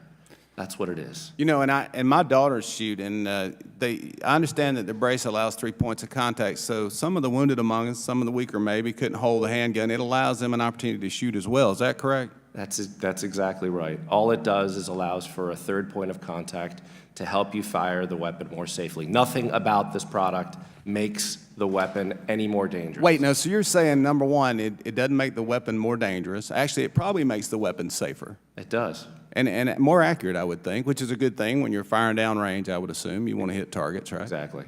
So thank you for that. And Ms. Swear, I got to move quickly here. I want to ask you, are you aware of any data that suggests that an increase in firearm ownership leads to an increase in violent crime? No, not on the whole. It's all about who in particular has that firearm and whether it's for criminal motives. But generally speaking, law-abiding citizens are not, who are the mass of gun owners, are not having that violent intent, and they're therefore not a danger to themselves or others. Are you aware of any law that would stop gun violence? Is there a law that we could pass as Congress that would actually stop murders in this country by firearms? Congressman, even if you could pass a law outright banning guns, you'd still have to be able to snap your fingers to make them disappear out of the hands of violent criminals, and it would be an impossibility to eliminate gun violence. We can certainly work on getting guns out of the hands of violent criminals and enabling law-abiding citizens to defend themselves with that lethal force, as is their natural right and their constitutional right. But to suggest that we can somehow eliminate gun violence, I mean, you're talking about eliminating human nature and this propensity that violent people have to commit crimes. Yeah, I'm reminded of Rwanda where they killed all those people with machetes, right? It's more about human nature, actually, than it is the weapon we happen to be using. You know, it's interesting because most of the cities that are controlled by the Democrats, I moved to D.C. and I'm here part-time. I've only been in Congress 24 months. But you guys, I feel so much less safe here. And this is, I mean, they're pretty restrictive on firearms. So much less safe here than I did in the hometowns I grew up in, the cities in my states. Because number one, we're carrying concealed, so we're safe in that respect. But just the crime that we're seeing in the cities where they think they can pass a law to change human morality is just, it's staggering to me. And the statistics simply do not support that approach. But with that, Mr. Chairman, I'll yield back. Thank you. Chair recognizes Ms. Jackson Lee. Her 5 minutes. Mr. Chairman, thank you so very much. This really warrants 10 minutes to probe this thrust that we have here today when we realize, looking for my paperwork here, we realize that what we're facing is really a gun trafficking crisis that the ATF is trying to intervene and save lives. You take a city like Baltimore, looking for an anecdotal story, you will find that it is gun trafficking. To my good friend from Washington, D.C., in Washington, D.C., I feel very safe, but the point is Washington, D.C. is being flooded with guns coming from places like Virginia, where the laws are loose. I mean, do we have any common connection here? Here's an article that says alleged gun smugglers indicted in New York under new federal law. Thank God. We're saving lives. And so I'm very grateful to all of the witnesses. Mr. Larosiere, I applaud you, but I'm a fighter for the Constitution. First Amendment, the Fifth Amendment, the 14th Amendment, and the Second Amendment. We are here, we are fighters for that, if I might say. And so let me just, Mr.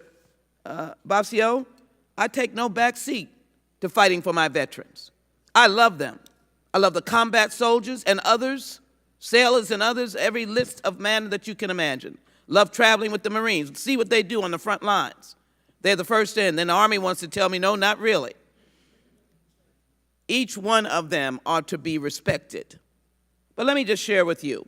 We know that stabilizing braces have been used to perpetrate horrific acts of violence, including the murder of 9 people outside a bar in Dayton, Ohio, and 10 people, including a police officer, at a grocery store in Boulder, Colorado. You are a nice person and a businessman, but surely you do not want people using your stabilizing braces to murder police officers. Is that true? That's absolutely true.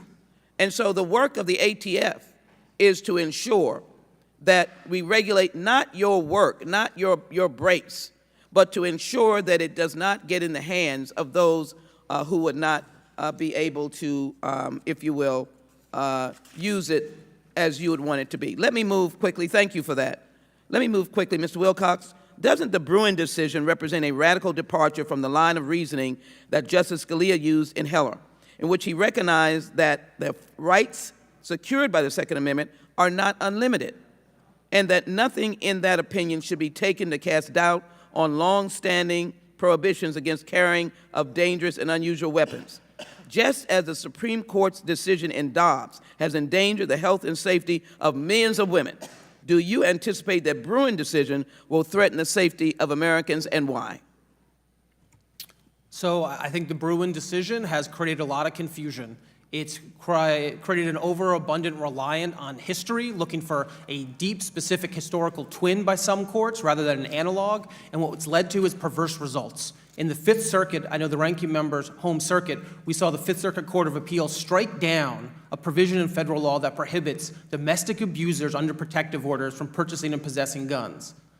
Now going forward in your circuit, sadly, ranking member, domestic abusers under protective orders in the most dangerous time can access firearms. I don't think that is what Bruin meant. I do not think that is what the Supreme Court meant, but that language is too broad and it needs to be tightened up because we can't live in a country where dangerous domestic abusers, felons, gun traffickers can go free and terrorize our women, our children, and our communities.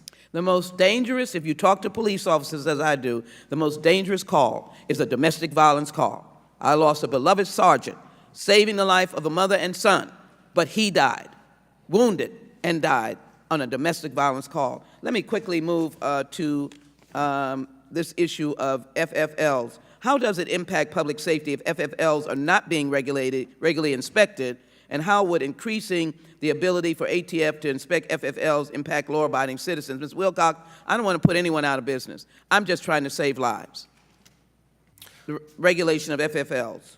Look, I think it's incredibly important what this administration has done, and we've heard a little bit that I think goes beyond the facts. Because what this administration done is to say we're going to target inspections on those dealers that are most connected to crime guns. Have you been connected to crime guns? Are there violent crimes connected to your store? And then they're going to look at very specific willful violations, such as you didn't conduct a background check on your sale. You knowingly sold to a prohibited person. These are serious offenses. Let me get this in. How does the ATF's ghost gun rule promote public safety and reduce crime? can he just answer since I got in under the bell, Mr. Chairman? Yeah, and I apologize, we gave you an extra 4.5 minutes earlier, so we're going to cut it off here. Thank you very much to all of the witnesses for their answers. Thank you. Chair recognizes Mr. Fry. Thank you, Mr. Chairman. President Biden and the ATF purposely decided to put a plan together to take millions of law-abiding citizens and turn them into felons after May 31st, just like that, through a rule on stabilizing braces, which is nearly a total ban. This action, despite prior guidance from the ATF, Mr. Bosco, as you testified earlier, to the contrary. Does that sound crazy? Of course it does, but this is just another day in Joe Biden's America. Inaction by this body is sanctioning a lawfully established good actor in the community, your company, Mr. Bosco. Let's just change the rules midstream. In order to register firearms under this proposal, gun owners are required to destroy, turn in, rebuild their guns, or fill out what is called a Form 1. This is the Form 1. It is a 17-page guidance on how to fill out a government form. This means that owners of up to 40 million braces will spend a collective 160 million hours registering their lawfully acquired firearms to comply with ATF's unconstitutional rule. Anyone who does not register, turn in, rebuild, or destroy their brace firearm by ATF's arbitrary deadline will be subject to a 10-year in federal prison or $250,000 per firearm. These aren't illegal guns. These are lawfully acquired guns. For perspective, in 2020, ATF reported they processed 512,000 National Firearms Act gun registration forms at that rate, assuming no further backlog and assuming all affected gun owners comply with gun registration date by May 31st. It would take the ATF over 78 years to process all of the pistol registration forms. The ATF is proposing regulations they aren't even capable of handling. Ms. Swear, who is in charge of making the rules, making law in the United States of America? That would be Congress. Would you say that it's a fair assessment that ATF is attempting to usurp Congress's powers and undermine the Second Amendment? I think ATF in recent years has sought to do that in several ways, yes. In what ways? Curious. So as I noted both in my written and my opening remarks, so one of them is with this pistol brace rule. So Congress, yes, I think irrationally in 1934, but nonetheless did seek to regulate short barrel rifles. And ATF for a long time took the position that these were not short barrel rifles. And then just like that, it changed its mind and said we're going to override that. With respect to firearms themselves, ATF decided unilaterally that even though Congress said we can regulate firearms and frames and receivers of firearms, well, we think now we can regulate almost frames and almost receivers, which is really just a hunk of drilled out metal. It's not a functional firearm in and of itself. And in that way, we're going to claw back more power for ourselves. So I think you see this quite a bit of ATF not just interpreting the law, but intentionally misinterpreting the law to give itself more power. The pistol brace ban is unconstitutional, it's irresponsible, and it's quite frankly downright maddening. In this poster behind me, you see two guns. Mr. Bosco, would option A or option B make you a felon under ATF's proposed rule? Well, option B in 120 days will make you a felon. Do you think the common American citizen would reasonably be able to distinguish which is the firearm of a felon versus a law-abiding citizen? Well, that's the whole point here. I mean, this is what I was talking about. Again, I have no disagreement with Ms. Jackson-Lee. I have no disagreement with my colleague with respect to what the ATF does, but this is not what the ATF should be doing. The ATF is making a rule, okay, and they're saying that this rule has criminal implication. It circumvents the legislative process. That's what's happening here. All I'm saying, and all I have been saying, is that ATF should not be making laws. That's up to the people up in front of me. What makes this firearm behind me illegal under the ATF proposed rule? Well, essentially what they're saying, after 10 years of saying the opposite, is that the piece of plastic attached to the back of that firearm, which is a piece of rubber with two flaps and a strap, is now a stock similar to the one in A. Does the arm brace make the firearm more deadly? For example, does it turn a semi-automatic weapon into a machine gun? It doesn't turn the firearm into anything. All it is an orthotic device that allows you to fire that weapon in a more safe fashion. What is the impact of this proposed rule, if enacted, to your company? we'll go out of business. We'll go out of business. The ATF itself said that 4 of the 5 companies will go out of business in their impact study. They said that. So they know that they're doing this. Has the federal government ever indicated to you that they would be willing to compensate you for shutting down your business? Never. Thank you, Mr. Chairman. I know I'm out of time. I yield back. Thank you, Mr. Fry. Chair recognizes Ms. Brown for 5 minutes. Thank you, Mr. Chairman. Unfortunately, we are all too familiar with the horrifying statistics that gun violence is the leading cause of death for children and teens in this country. Since the start of this year, 10 people under the age of 25 were shot and killed in Ohio's 11th congressional district. 10 young people whose lives were taken too soon and did not have the opportunity to realize their potential. I have in my hand a list of reports describing each of these tragedies. Mr. Chairman, in recognition of the lives lost, I ask unanimous consent that this list be entered into the record. So moved. Thank you. Just recently, an 18-year-old high school senior was waiting for the bus at John Adams High School, just waiting for the bus. And while on his way home from school, he was shot and killed.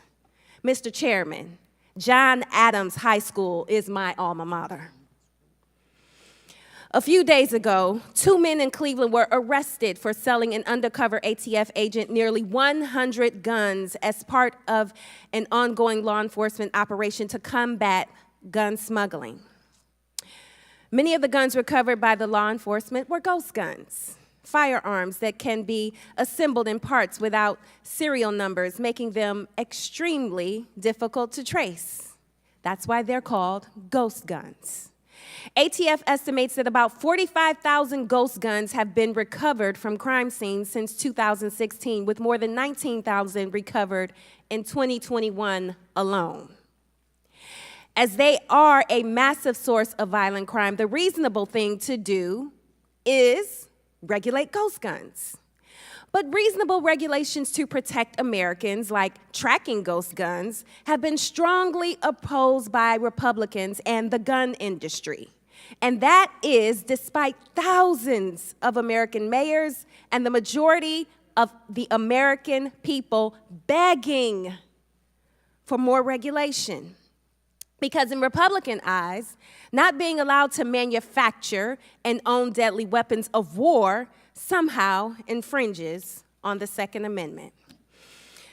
So, Mr. Wilcox, if you would, please describe the law enforcement challenges presented by the prevalence of ghost guns. Thank you, Congresswoman, and I completely agree with your sentiments and respect how you're lifting up the survivors from your community. I think this is one of the fastest growing threats to public safety in our country because the untraceable product is the dream of gun traffickers and prohibited people who want to acquire easy-to-make guns with no record and no background check. I think, we heard a suggestion that these are incredibly difficult to make. They're hunks of metal. That's not the case at all. These are readily converted by just about anyone. And building a ghost gun from the parts that these companies are selling is as close to gunsmithing as making a Lego set is as close to architectural design. These are not the same thing. This is something that is very easy to do with common tools and can be done in about an hour. So imagine acquiring these parts with nothing but a credit card or mailing address, some common hand tools, and an hour of time, and now you have an untraceable handgun. That's exactly what a gun trafficker wants, and it's why I'm proud ATF is stepping up to regulate that as Congress intended. On that point, can you please describe how the ATF supports law enforcement in their daily activities, particularly when guns are recovered in a crime? As I understand it, talking to multiple local law enforcement officials across this country, ATF is the best partner they have in federal law enforcement. They're on the scene, they're in the field, and they're doing the hard work. Supporting ATF is supporting law enforcement because that's who's helping them with ballistics information, with crime gun tracing, and connecting the dots to trafficking channels. As I mentioned earlier, the only way to get from the shooter to the supplier is in partnership between local law enforcement and ATF. Thank you so much. Let the record reflect, I am a licensed gun owner and respect the rights of individuals afforded under the Second Amendment. However, we can preserve those rights while also implementing common sense gun safety measures, many of which are supported by our law enforcement to help them do their jobs and keep all of us safe. Despite this, we continue to hear talking points across the aisle against legitimate restrictions on firearms that would support the job of law enforcement and keep our children and community safe. In the 117th Congress, I was proud to support the bipartisan Safer Communities Act, which provided hundreds of millions of dollars to support common sense gun reform. In fact, Cleveland was already awarded $2 million from that fund to support city-led collaborative community violence intervention and public engagement. Thank you, Mr. Chairman. I understand my time has expired, but I do want to say this. President Biden is taking action that is desperately needed and timely. And along with that, the congressional Democrats are ready and willing to continue our diligent work to save lives and keep our country and communities and children Mr. Chair safe. recognizes Thank Mr. you, Jordan. Mr. Chairman. Thank you, Mr. Chairman. Mr. Wilcox, did you or anyone in your organization communicate with the ATF or the Biden administration about these issues we are discussing today prior to the notice of proposed rulemaking? We submitted formal petitions for rulemaking through the appropriate channels, sir. Before the notice of proposed rulemaking? That's correct. So you were in communication with the Biden administration wanting to make these changes? We filed formal petitions for rulemaking through the appropriate channels. Who'd you talk to? It was a written submission, sir. Did you speak to anyone personally? I didn't. Did anyone in your organization talk to anyone? I'd have to check, but I believe we submitted the written submission as a formal submission. People in through your the appropriate organization may have channels. talked to folks at the ATF prior to the notice of proposed rulemaking? Not that I'm aware. Did anyone in your organization talk to Mr. Dettelbach before the notice of proposed rulemaking? I don't believe Mr. Dettelbach had You came in been afterward. nominated. Have anyone talked to Mr. Dettelbach about this personally? Of course, we've been in communication with the ATF in this administration and in prior administrations. Talking to the director? You've talked to the director? I mean, we work with ATF across administrations. Have you talked to the director? It's a simple question. Yeah, I've communicated with the director. You've talked to Mr. Dettelbach? Of course.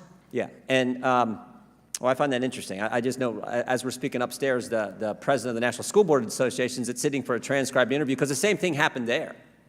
National School Board Association talked with the Biden White House, the Biden Justice Department, the Biden Department of Education, concocted this letter that set in motion this whole attack on parents showing up at school boards. And it looks to me like we have a similar operation going on here, where you guys worked with the ATF to change something that had been the law for 10 years to go after law-abiding Second Amendment Americans.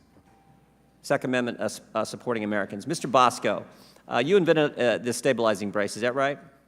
That's correct. And you invented it for a Marine buddy, a friend of yours who served our country and was injured? That's correct. And you were told 10 years ago that the stabilizing brace does not convert a pistol into a short-barreled rifle, is that right? That is correct. I got the letter right here from the ATF, November 26, 2012, right?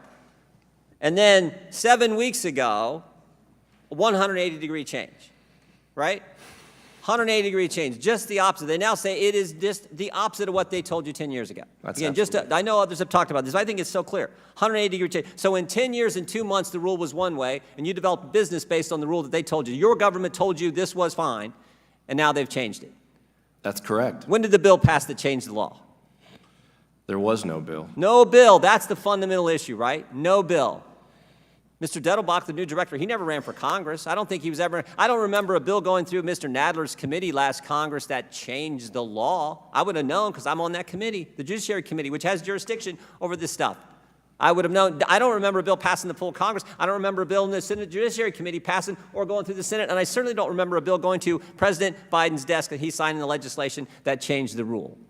But this could potentially impact millions of Americans, law-abiding, Second Amendment supporting Americans. Is that right, Mr. Bosco? That's absolutely correct. How many products have you sold, just your company alone, to Americans?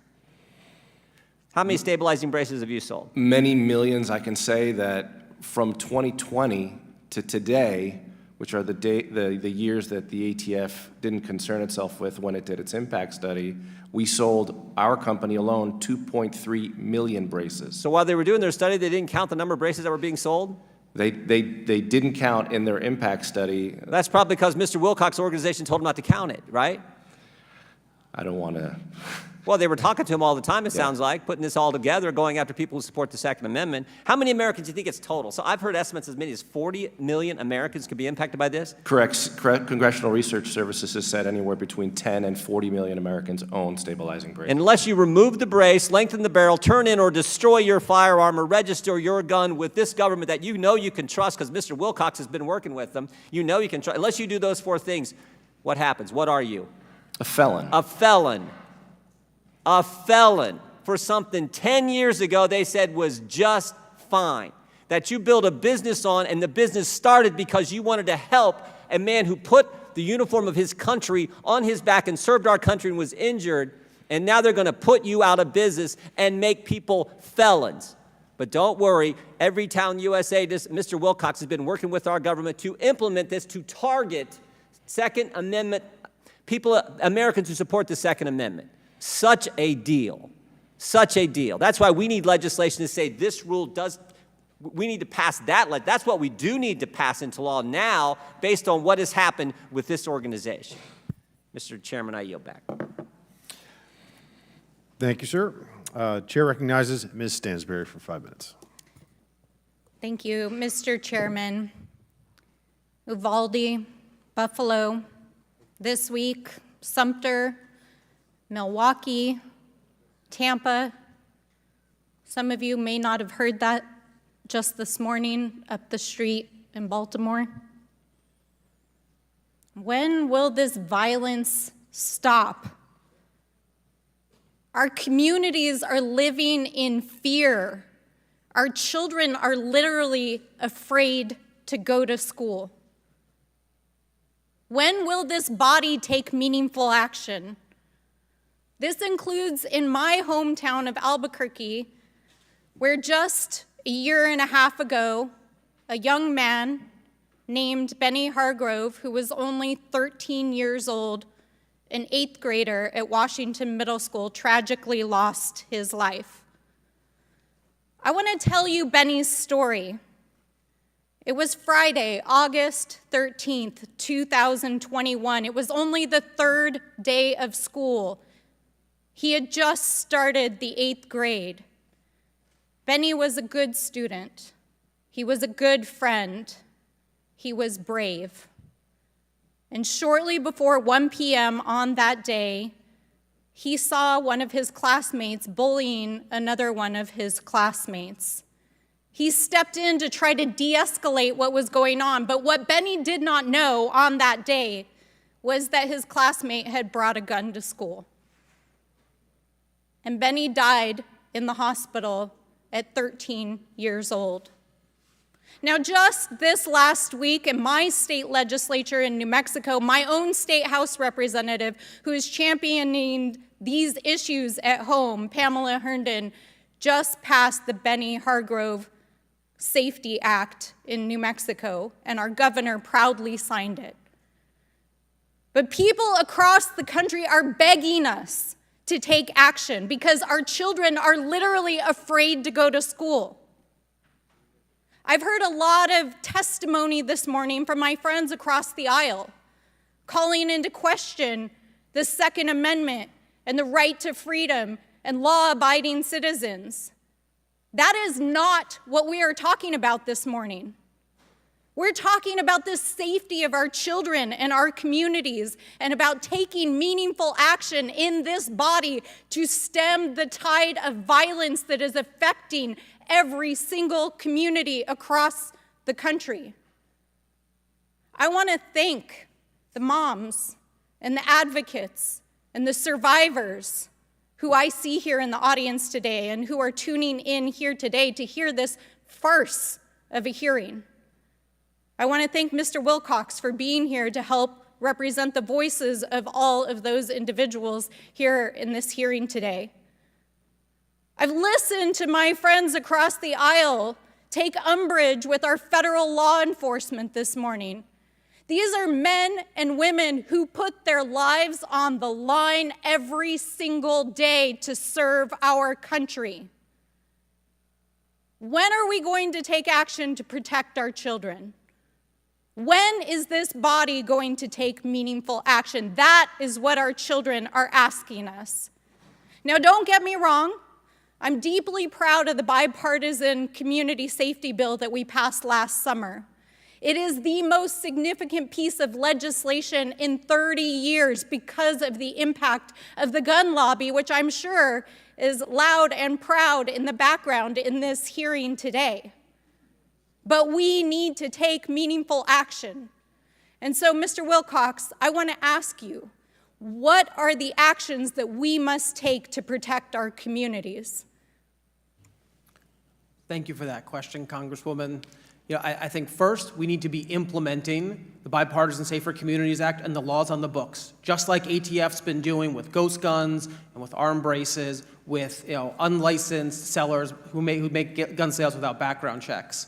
We also have to keep passing foundational laws, background checks on all gun sales, ensuring there's an extreme risk protection order process across the country, and that people who own guns, like my family, store them securely. Because we know that 80% of the guns that are used in school shootings, those are coming from the home of the parent or a family or relative, and that's our intervention point. Responsible gun ownership, which I think there is agreement on this dais about, as well as common sense and constitutional gun laws to keep guns out of the hands who shouldn't have them, while supporting our federal law enforcement officers at ATF. Thank you, Mr. Wilcox. And with that, Mr. Chairman, I yield back and I beg my colleagues to take urgent action now. Thank you. Chair recognizes myself for my time. Mr. Wilcox, is a stabilizing brace a ghost gun? No. Okay.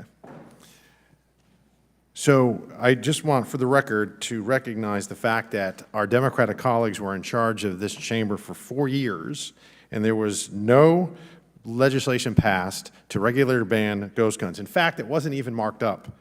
And my colleague just said that they were begging for action. Well, you had 4 years, and you did nothing about that particular issue at all. We are talking about a stabilizing brace, and we're also talking about bureaucratic overreach and an end around to the democratic process. And I suspected that we were going to be insulted, and I wasn't disappointed. So, Mr. Wilcox, is it your firm belief that less guns will equate to less violence?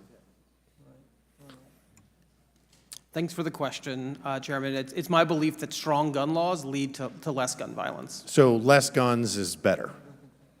No, strong gun laws lead to less guns are, what is stricter laws going to do? It's going to limit gun ownership, wouldn't it? So we looked at every state across 50 policies, and what we found is the states that had the strongest suite of policies had the least amount of gun violence. Well, that's not what I'm asking. And furthermore, you can play a game with states. You can compare Vermont to Texas, and it's a very comparison. I can also compare North Dakota to California, and you're not comparing apples to apples. So I think that it's very interesting to point out that in 1980 in this country, there were 226 million people. We had 23,040 murders. It was a murder rate of 10.2 per 100,000. And there were approximately 280 million guns. In 2019, there were 400 million guns, so a significant increase. There were 16,425 murders for a murder rate of 5.0. We understand that one murder is one too many, but you can't legislate away evil. Gun control in Mexico is very strict. In fact, for all intents and purposes, it's very difficult for an average Mexican citizen, although the Constitution says they can own a gun, it's very difficult for them to do so. And also, every single firearm in Mexico is supposed to be registered. Mexico has 124 million people. What, ma'am? Okay. All right. Officer, she goes. She goes. Go. Please remove that woman, please. Yes, officer, please. You're removed. You're breaching protocol and disorder in the committee room. He never took anyone away. No. Officer, please remove her. And remove the gentleman, too. And I'm going to read a statement for the other folks in attendance. The committee welcomes the public to this meeting. We have people on both sides of the aisle. We have people on both sides of the aisle that, not only up here, but in the audience, that have differing opinions. While you are welcome here, I want to point out to the members and to the audience in attendance today, House Rule 11 provides that the chairman of the committee may punish breaches of order and decorum by censure and exclusion from the hearing. All participants will be required to avoid unruly behavior and inappropriate language. Expressions of support or opposition are not in order. I expect all parties to these proceedings to conduct themselves at all times in a manner that reflects credibility on the House of Representatives. Okay. Now I'm going to reclaim my time. You know what? I'm pretty emotional as well. I think some people are, and we should be, because it's my firm belief that if you look at Mexico with 124 million people, the murder rate in this country is 5 per 100,000. Mexico, with a very strong, strict gun laws, the murder rate is 29 per 100,000. That is remarkably higher. So how can that be? If laws can wash away, unfortunately, human nature, they can't. And evil is evil. Whether someone is murdered with a gun, with a knife, with a car, a bomb, or even with your bare hands, the fact of the matter is, what a firearm does is equalizing the playing field, particularly for elderly and for women, for folks that may not have the physical strength to defend themselves. So while we recall apologists for gun violence, we're using this for political tools, insurrectionists, and we're out of step. This is about the democratic process. We are supposed to pass laws. Congress, not unelected bureaucrats. If that's the case, we can all just go home. I'd rather spend more time with my family, quite frankly, my 13 and 16-year-old sons. I want to keep them safer. I want to keep everybody in this room safer. And I find it very hypocritical that some members of Congress hire armed security to protect themselves with firearms. So firearms are okay if they protect them, but not other people. The great masses. Alcohol-related deaths in 2020, 13.1 per 100,000. We talking about regulating any more alcohol? We talking about banning it? We're talking about making new rules to make it harder to get alcohol? No. Deaths by car, vehicles, 38,824, 11.2 per 100,000. Anybody want to ban cars? Any talk of that? No. Mass shootings. One is too many. In November 2021, in Wisconsin, a driver drove his SUV through a Christmas parade and he killed 6. Was there any talk of banning cars? No. We weren't going to ban the Ford Escape he used or any like them. The Ford Super Duty pickup truck in October of 2017 in Manhattan. Drove his truck along a bike path and crashed into a school bus, killing 8. There was no talk of that. It's not the gun that kills people, it's the person pulling the trigger. A gun is merely a tool. So you have a stabilizing brace, Mr. Moscow. See, this is exactly what we have to avoid, which is some minority of folks trying to silence dissent. Dissent shouldn't be kryptonite. We should have a civil conversation. We should have a spirited exchange of ideas. Mr. Raskin and I do, and I really respect it because he's good and he firmly believes what he believes. I believe a lot of the time differing, but there's a decorum that should be adhered to. So, Mr. Bosco, your brace is not a ghost gun, correct? Is this an insurrection? So will they be held to the same, I don't want another January 6th, do we? Yeah, if Mr. they're trying to Bosco. overthrow the government, they ought to be held to the same standard, but I think they're trying to express their views on Whoa. Members out of line. Point of order, the gentleman's time has expired. Yeah, and here's a point of order. You weren't here to begin with. Ms. Jackson Lee went 4.5 minutes over. We said that I was going to take 1 additional minute, and Mr. Biggs was going to take 1 additional minute. She went over by 4.5 minutes. Mr. Bosco, you invented the pistol brace after witnessing a disabled combat veteran struggle to shoot while... Does the Capitol Police not do their jobs? What the hell's going on? All right.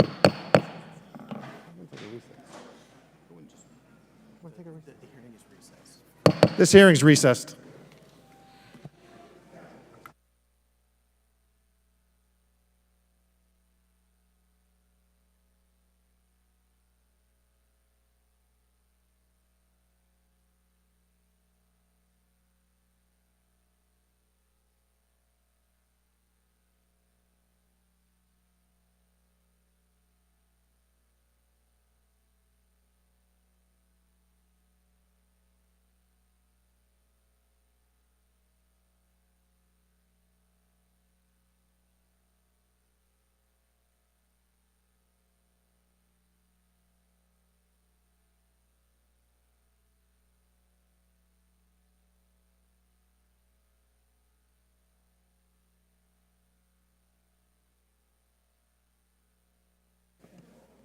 This committee hearing is recessed for 5 minutes.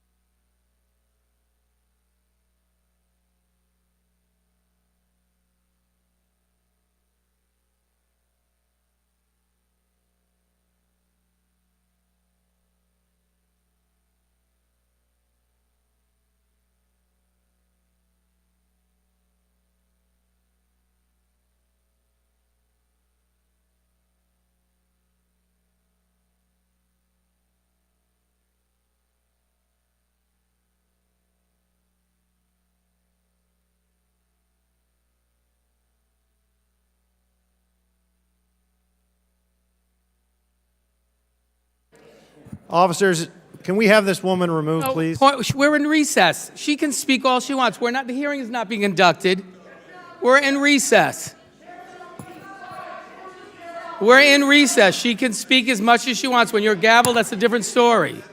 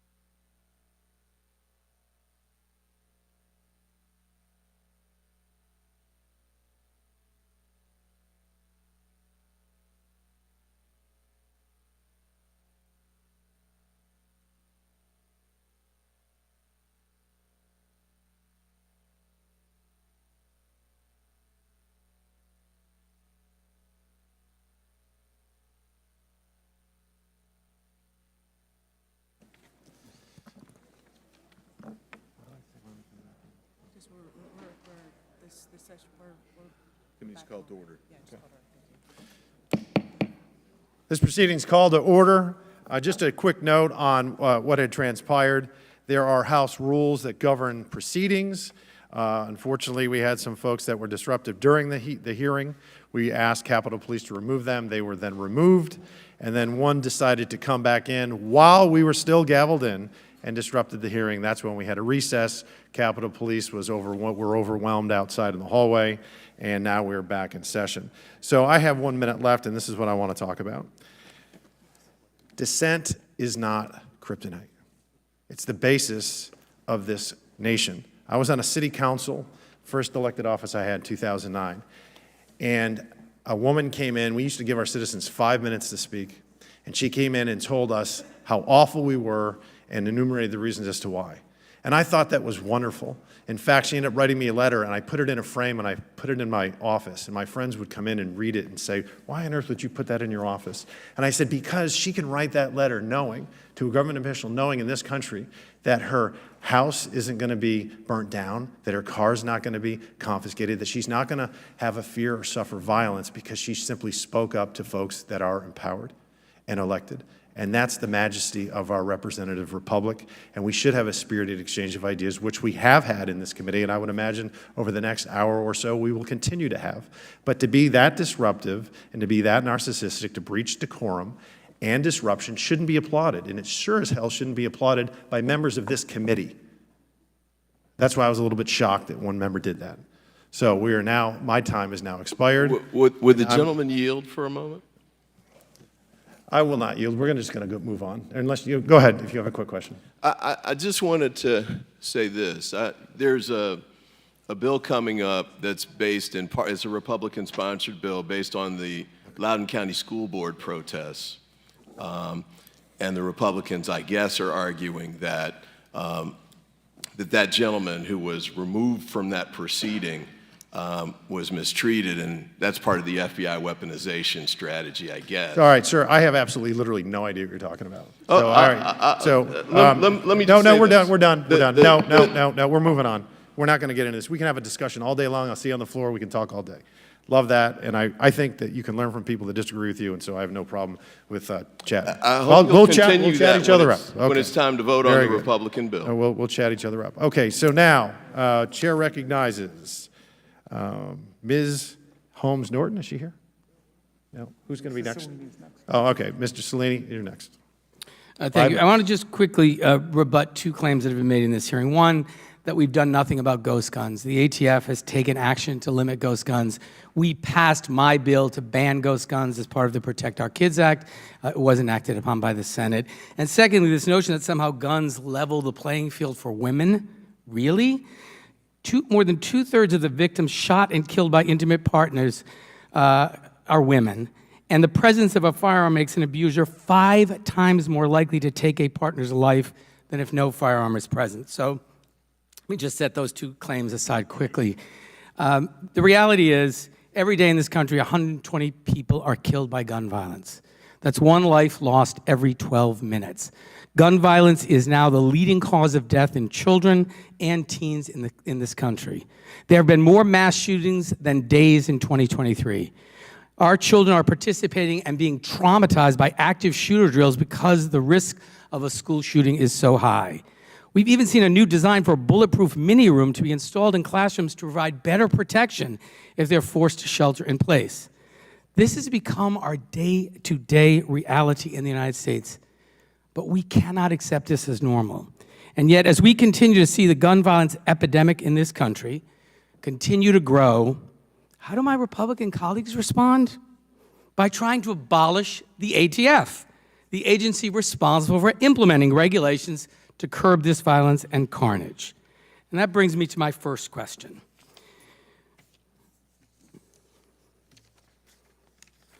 Mr. Bosco, this is a yes or no. Is this AR-15 equipped with an SB tactical arm brace?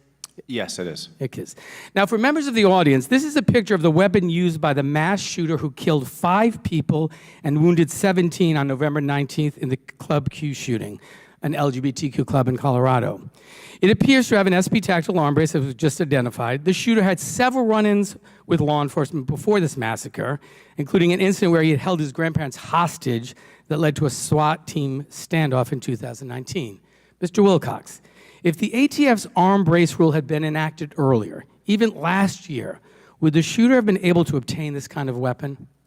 Thanks for that question. I mean, the fact is that short-barreled rifles aren't showing up in mass shootings unless they have been equipped with an arm brace, because those have been able to get around the national firearm restrictions.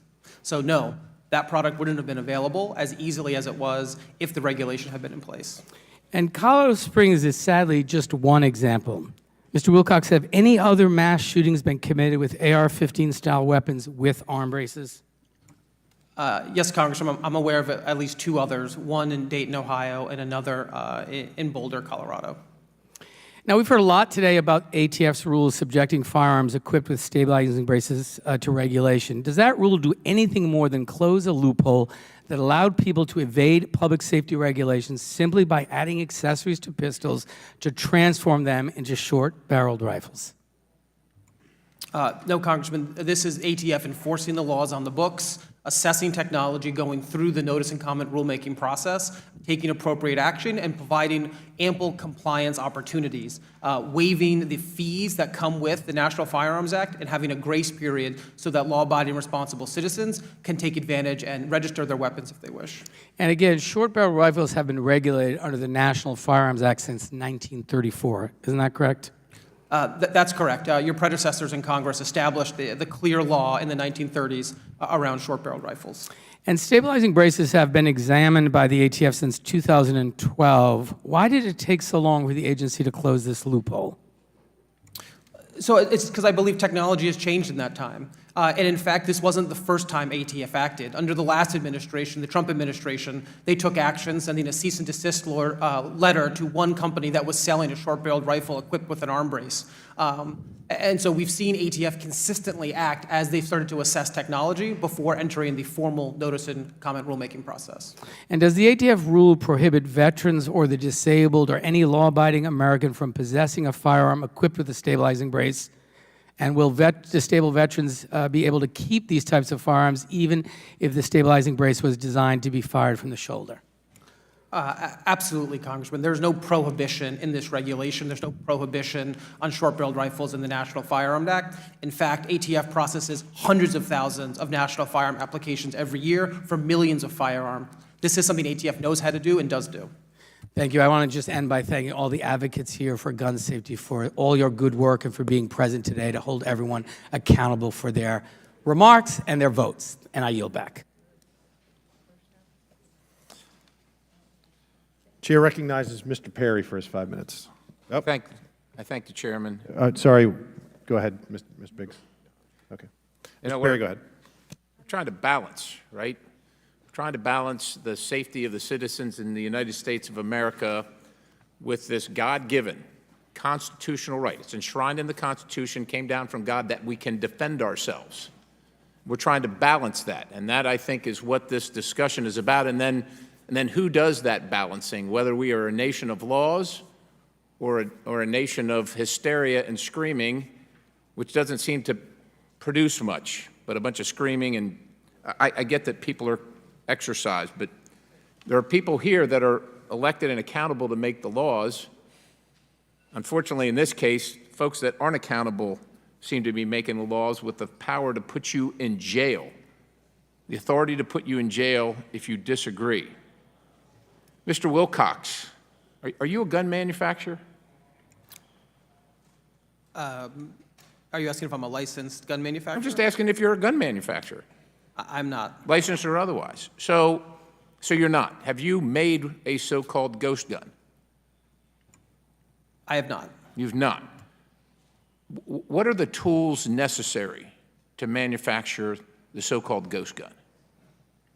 So I've worked with a number of veterans who have made this, and to make the handgun model, if you buy the polymer frame with the kit, what you need is a hand drill and a hand file. So actually, these aren't motorized tools or battery-operated tools at all. They're just working with muscle power. And So you've done it. When you said you've worked with them, you stood right next to them, you held the tools, you're saying a hand drill, and what was the other thing? A file? A hand file, yes, sir. I'd be happy to send you the link. It's on YouTube. It actually, shockingly, has 4 million views of people seeing these hand tools in under an hour convert this frame into something that can be used in a firearm. So you don't have the tools, and you're talking about that you've assisted veterans doing it, and I can go watch on YouTube. Do you think that everything you see on YouTube is real? I sure hope not, or my kids would be in trouble. Okay, all right. Well, look, I think that's fair. What are the components of what you characterize as a ghost gun? Look, the core of the ghost gun is the frame or the receiver that can be readily converted into operational status. And ATF is making So hold on a second. Let's be clear. The frame or the receiver, or the frame and the receiver? What is it? It's a good question, sir, but the frame I know it is for the handgun and the receiver is for the long gun. So a handgun doesn't have a receiver? That's correct. And a long gun does? Correct. Interesting. On YouTube, when you watch this video, so to speak, at what point did the components, or forget the YouTube, when you personally assisted with a hand drill, not even an electric, you're talking a hand drill with a crank, right? When you assisted with that, at what point did those components become a gun? When Polymer 80 was selling those parts, those are firearms and should be regulated as such. At what point did it, so when it was in the package and it showed up, was it a gun? Yes, that's a You firearm. could fire it. You could fire it when it showed up in the package. That's not what the law says, sir. No, I'm asking you. When it showed up, however it showed up at the house, in the package, before the drill, the hand drill, and the file, was it a gun? Yes, sir, because Congress has defined firearms. Could you fire it? That's not how Congress defined firearms, sir. And how does Congress define firearm? An operational weapon. Is it operational when it shows up in the mail? The components? Yes, sir. So why are you filing and why are you drilling it? Because the firearm definition is operational. No, I'm asking you, if it doesn't work when it shows up, why do you have to do those things? Sir, the point is it's not a gun. At what point are you going to outlaw, or are you going to sanction the ATF outlawing a block of aluminum, a block of steel, a screw? And by the way, you have no idea what you're talking about regarding receivers or frames. Sir, you are unqualified to comment on this because you have no idea what you're talking about. You haven't manufactured anything. Let's face it. You have no idea. Sir, I'm going to turn to Mr. LaRosiere. Do folks that kill other people, do they apply for permits when getting a gun? Certainly not in my experience. Criminals. Do criminals go out to their local gun shop and fill out the paperwork and pray to the good Lord that they're not found out to be criminals when they want to purchase a gun? I think it would be odd for them to do that, so no. I yield the balance, Mr. Chairman. Okay. Thank you. Chair recognizes Mr. Krishnamurthy. Where's 5 minutes? Is it? We just told Krishnamurthy. No? Hi, how are you? Yes. Yep. Okay, good.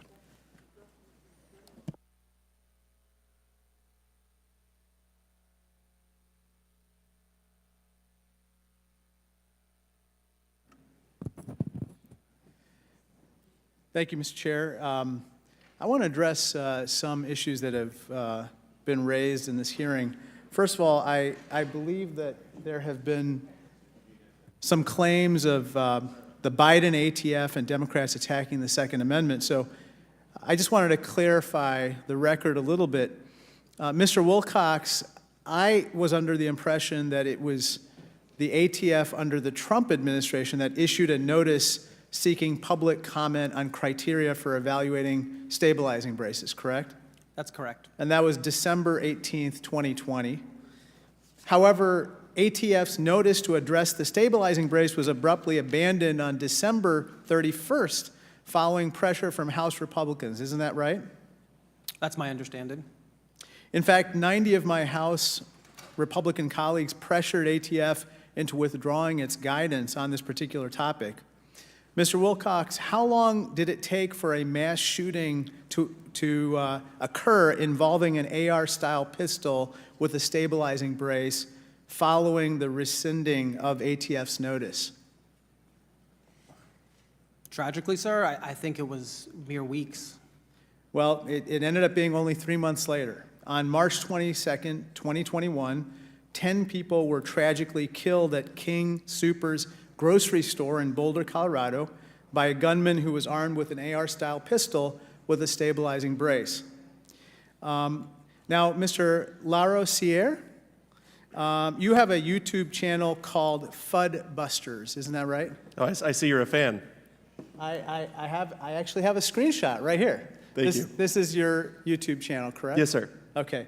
And FUD Busters is kind of your handle for YouTube and social media, isn't that right? For YouTube, correct. Okay. And you have a similar account for Twitter with FUD Busters, correct? Yes. Okay, very good, very good. Well, we went back and looked at your Twitter history on FUD Busters. Can you hold that, please? And this is what we found. Can you see this tweet? Yes, I can. This is from January 27th, 2023 at 7:51 p.m., where you said something very, very disturbing. What were you thinking when you wrote that statement? I was very upset about the very public execution of an individual, but I don't think that that's the subject of this hearing. Those are your words, right? Oh, yes, they are. Correct. I find these deeply offensive as somebody who believes very much in protecting law enforcement, not attacking them. Mr. Wilcox, what's your reaction to this particular tweet by Mr. Larosiere? I find the words offensive. I think it is an attack on law enforcement. And to the subject of this hearing, we need to be supporting agencies like ATF who are doing the work on the front lines, not threatening to abolish or defund them. And certainly not this, probably, too. No, sir. You know, Mr. Chairman, I just respectfully submit that when we talk about law enforcement in this way, using such epithets about them, that we are really harming public safety, not enhancing it. And Mr. Larosiere, this is deeply, deeply disturbing conduct. Thank you so much, and I yield back. Chair recognizes Mr. Biggs. Thank you, Mr. Chairman. I'm just going to submit 2 articles for the record, one from the Washington Times, one from ABC News. Interestingly, where the gentleman who was escorted out earlier was escorted from the President Biden's event earlier. Thank you. Without objection, so moved. Chair recognizes Mr. Tiffany for his 5 minutes.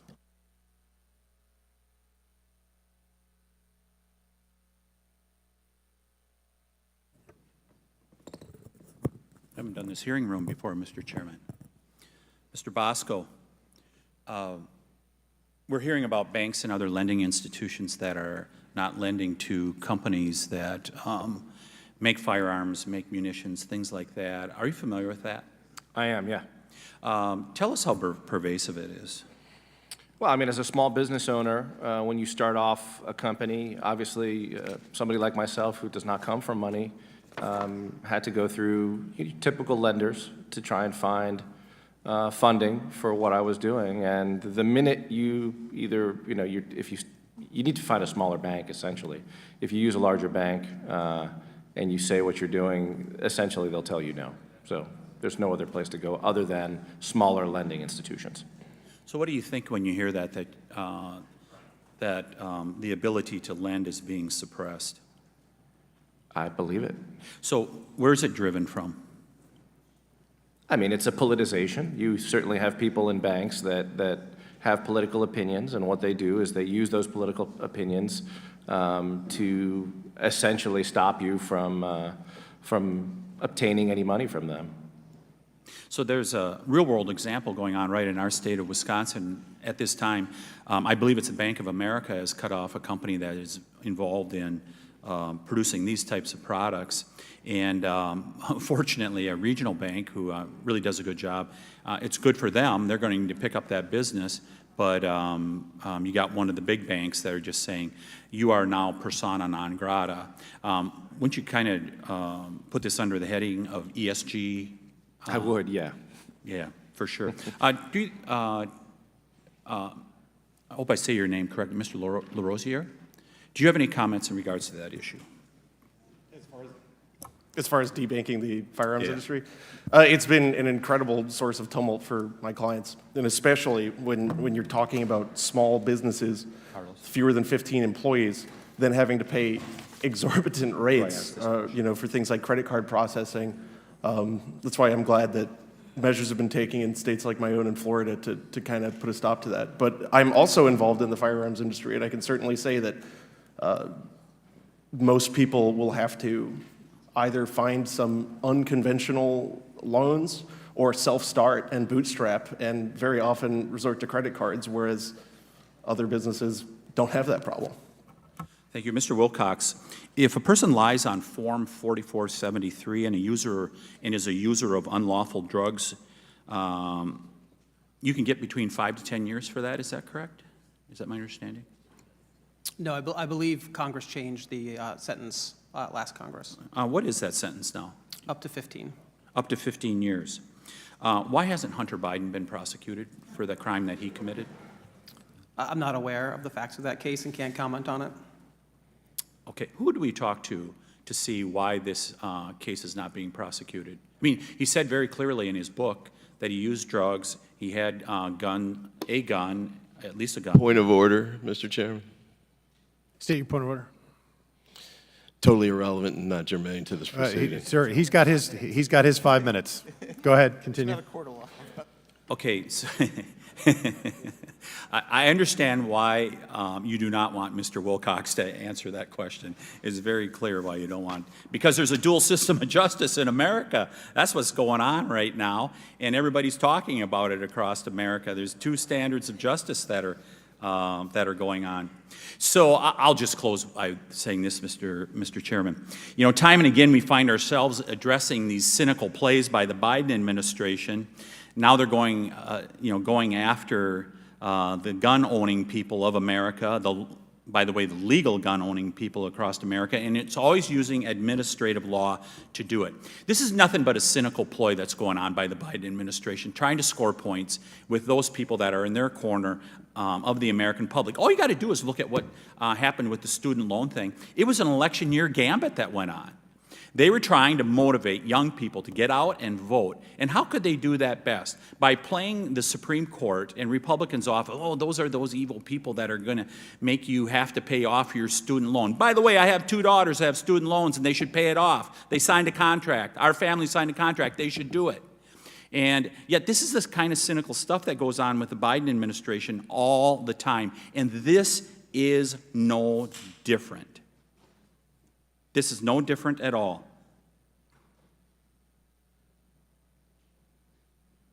It's time that my colleagues on the left in the Biden administration stop trying to unconstitutionally make law-abiding citizens into criminals. Stop using administrative law the way you're using it. I yield back. Thank you. Chair recognizes Ms. Macbeth for 5 minutes. Thank you so much, Mr. Chairman, and thank you so much to our witnesses today. I have read your testimonies. I am grateful that the majority has provided us this opportunity to highlight the great and very successful work that the ATF is doing to combat gun violence and also keep our communities safe. As most people in this room know, the ATF finally has a permanent director after almost 10 years without a leader at the helm of one of the most consequential agencies in the federal government. An agency tasked with keeping guns out of the hands of those who are in danger to themselves or their communities. An agency that partners day in and day out with our local and our state law enforcement agencies. And an agency that simply just helps stop crime before it happens. I know that there's been an effort in this room to criticize the ATF and the important work that they're doing. However, I think something that we can all agree upon is that we all want to save American lives. We all want to prevent violent crime, and we all want to keep our communities safe. And that is exactly the type of work that the ATF does day in and day out. And it's not just this side of the aisle that recognizes the importance of a supported ATF. When Director Dettelbach was nominated, the Federal Law Enforcement Officers Association, which represents over 26,000 law enforcement professionals, issued a letter of support, as did the International Association of Chiefs of Police, the world's largest organization for police leaders, and the Women in Federal Law Enforcement Foundation. The public, law enforcement groups, and survivors, such as myself, know the difference that a supported ATF can make in our fight against gun violence. My questions are for you, Mr. Wilcox. The ATF recently issued a comprehensive report on gun trafficking for the first time in 20 years. Can you please speak to the importance of regular gun trafficking reports in our fight against gun violence, and how lawmakers such as ourselves sitting in this room, or some of us sitting in this room, can utilize such reports in crafting legislation? Thank you for the question, Congresswoman, and your leadership. I think as the director said in the opening, information is power, and this second volume of the gun trafficking report provides real information about where we should be focusing our attention. It taught us that there's been a 1,000% increase in the recovery of ghost guns in the past 5 years, a 500% increase in the recovery of machine gun conversion devices, and that guns are moving from gun dealers to crime scenes faster than they ever have before. These are concrete intervention points where we could focus resources to address the proliferation of ghost guns, machine gun conversion devices like auto sears that slip into a handgun and can be printed for quarters on the dollar from computer code, and cracking down on the gun trafficking channels. ATF has taken that information and converted it to action by going after rogue gun dealers like the one who was selling dozens of guns to individuals who were engaged in unlicensed, unlawful gun sales, cracking down on trafficking rings that are moving hundreds of guns from one state to the next. And so these are really the clues. But it's not the end of the story. There's volume 3 and 4 still to come. And the hardworking, brave men and women at ATF are going to continue to accumulate data, produce it, and hopefully lead us to the data-driven results and solutions we know we need, like the Bipartisan Safer Communities Act. Well, thank you. Local and state law enforcement, they regularly work with the ATF in solving crimes and preventing them from happening again and again and again. Can you please describe the expertise and the resources that the ATF provides to our local and state police departments? There really is no better partner to local and state law enforcement than ATF. They provide needed technology to assess ballistics, to trace crime guns, identify crime trafficking patterns, and help solve investigations. Just recently, they helped bust a fentanyl trafficking ring that also involved a gun trafficking element. So ATF is out in the world, they're out in the community doing the work, providing a force multiplier for local law enforcement who's seeking to address violent crime, illegal guns, and to keep our community safe. Well, thank you so very much for that. And honestly, I'm so grateful that we do have a director at this time, because right now we do seem to be making some headway, making some common sense decisions and keeping Americans safe. Thank you so much, and I yield back. Thank you. Chair recognizes Mr. Clyde for 5 minutes. Thank you, Subcommittee Chairman Fallon and Subcommittee Chairman Biggs, for allowing me to You can just call us Chairman. That's fine. You don't have to be specific. Chairman works. But thank you for allowing me to participate in this joint hearing. As one of the few federal firearms licensees in Congress and a small business gun store owner for over 30 years, I've had a lot of experience working with ATF. Our unalienable right to keep and bear arms, this fundamental freedom, is certainly under attack by President Biden and the ATF. With the new frame and receiver rule, the pistol brace rule, and now the most recent attempt at universal background checks through President Biden's executive order. On January 13th, the ATF finalized its pistol brace rule, which unlawfully treats firearms with stabilizing braces as short-barreled National Firearms Act restricted weapons, effectively turning millions of law-abiding gun owners, including many disabled veterans, into criminals in just 120 days. Unelected anti-gun bureaucrats announced to law-abiding gun owners possessing these pistols with these attached braces that starting on January 31st, they have only 120 days to register, turn over, dismantle, or destroy their firearms. Failure to comply with this unconstitutional measure will result in up to 10 years in jail and a $250,000 fine. The ATF's abuse of rulemaking authority dangerously violates American Second Amendment rights, irresponsibly disregards Congress's sole legislative authority, and reveals yet another uninformed flip-flop decision by anti-gun bureaucrats at the ATF. Back in 2012, pistol braces were determined legal to use and shoulder. The decision was reversed 3 years later in 2015, claiming stabilizing braces were illegal to shoulder, turning pistol-braced firearms into unregistered short-barrel rifles. This changed again in 2017 when stabilizing braces were once more determined to be legal to shoulder. And now here we are in 2023 as the ATF is yet again vilifying pistol braces and turning their owners into criminals, and in the process, destroying the hard work of entrepreneurs and small business owners like Mr. Bosco. To help with this injustice, this week I introduced the Joint Resolution of Disapproval, HJ Res 44, under the Congressional Review Act with Congressman Richard Hudson, as well as the support of over 180 of my House Republican colleagues as original co-sponsors to repeal the tyranny of ATF's misguided and unconstitutional pistol brace rule. This ATF rule and every other form of gun control pushed by the Biden administration is nothing more than a thinly veiled assault on our Second Amendment rights. It is yet another attempt to advocate backdoor gun control in order to disarm our nation and dismantle Americans' Second Amendment freedoms. The intended end result would be an unarmed America, which would make for a less safe and less free America. Mrs. Swearer, will the ATF's pistol brace rule reduce crime and save lives, do you think? Almost certainly not. In fact, it's mostly liable to create felons where there were not felons before instead of attacking violent crime as it currently exists. And by the tens of thousands of them. Yes, sir. So if the intent is not to reduce crime and save lives, what do you believe is the purpose of ATF's pistol brace rule? I firmly believe that the intended purpose is simply to try to do something, if you will, about gun violence in the typical way of, well, look, we've done something, we've regulated more. The problem is the regulation is not directed at the violent criminals themselves. It's directed at millions of peaceable citizens who are not and never were the problem. Meanwhile, to the extent that it is regulating these devices for would-be violent criminals, well, congratulations. They have a plethora of other ways of either obtaining that same firearm, because if they're not prohibited and just spent on violence, they can pay the $200 tax and they still have the same firearm, so we haven't even cut down that option for them.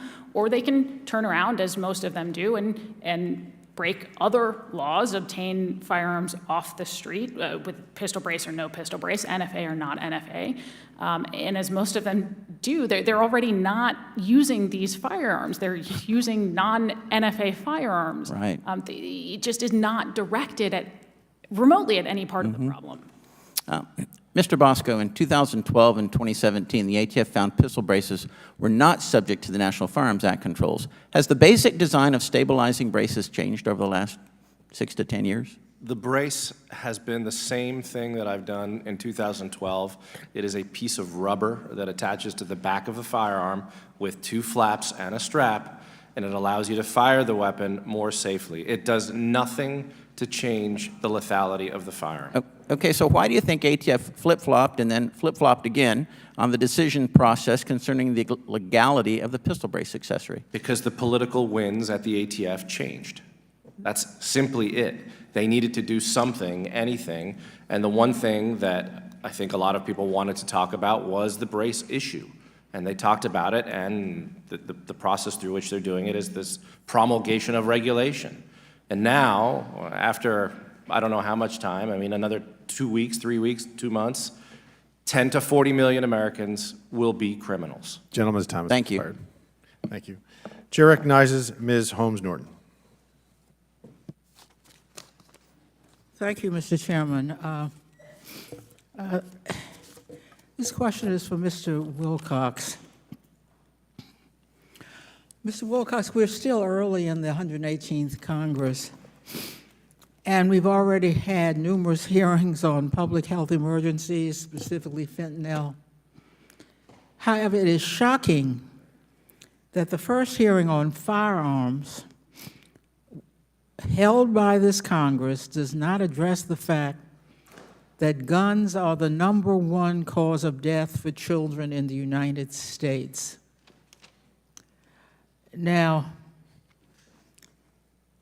that has been alluded to before in this hearing, but it should be noted that in 2020, for the first time, guns surpassed auto accidents as the leading cause of death in children.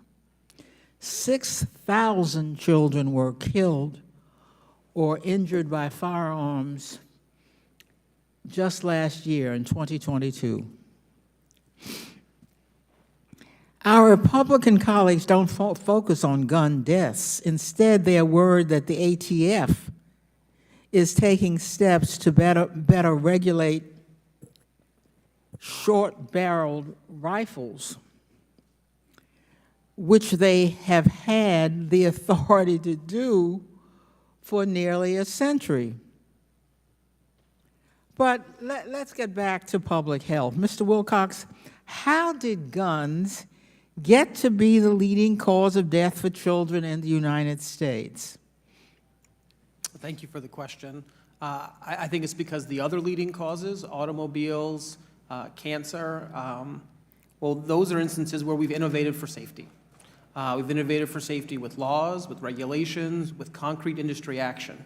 The way we drive cars today is very different than how we drove it 10, 15, 20, 30 years ago. And we've seen children's death from automobiles decrease dramatically as children's death from firearms continue a slow but steady increase. And so we need that same kind of attention to law, regulatory change, and industry effort if we're going to keep our kids safe.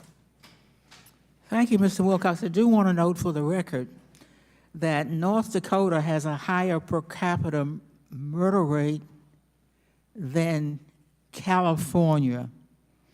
And there's a difference with cars because they are registered. I want that noted for the record. Mr. Wilcox, during the pandemic, we saw a surge in gun sales across the country. Mr. Wilcox, what effect did the surge on sales have in gun trafficking? So the surge in gun sales also came with an exacerbation of existing loopholes and a dramatic spike in the speed of gun trafficking.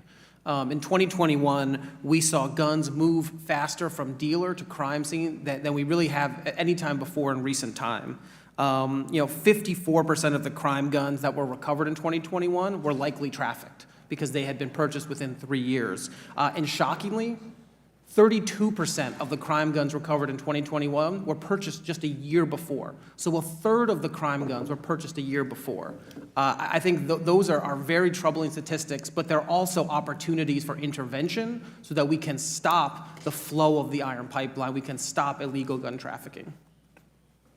Recently, the president promulgated an executive order on gun violence. That's been very much noted in the news. And ATF has been taking steps to pursue its mission to stem gun violence. So, Mr. Wilcox, how will these actions help stem the public health risks posed by guns to Americans across the country? So I think that the president's most recent executive order is a home run for public safety. If I could touch on just one piece, it's to take a part of the Bipartisan Safer Communities Act and direct the Attorney General to issue a clarifying regulation that will get as close to universal background checks as possible. And through that, we'll be able to take a major bite out of the marketplaces that gun traffickers go to acquire guns, the gun show loophole, the online sales loophole. That's what the president's getting at, and that is the potential to have a big win for public safety, to keep our kids safe and keep our communities safe. Well, thank you very much. I yield back. Thank you. Chair recognizes Ms. Luna for 5 minutes. Good afternoon, everyone, and thank you for being here today. I just wanted to start out by saying that probably not just on this committee, but in the entire House of Representatives. I am the only member of Congress that has both survived an armed robbery, a home invasion, a gang shooting on my school campus, and I remember being a young girl and being brought to a cousin's funeral that had been murdered. She was shot. So when I hear people trying to turn this, which is a hearing on a stabilizing brace, into issues of gun violence and raising the topics and concerns of children and violence against children, I would like to remind people that in Washington, Chairman, if I could submit these to the record, in Washington, So moved. thank you, we are allowing for late-term abortion, and these babies were born alive.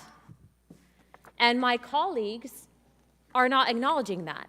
So I just want to put that in perspective, that I don't believe that this is about protecting children. I believe that this is a political argument from people that have not gone through experiences and are seeking to use this platform to write legislation that's unconstitutional. So my following questions are for Ms. Sawyer.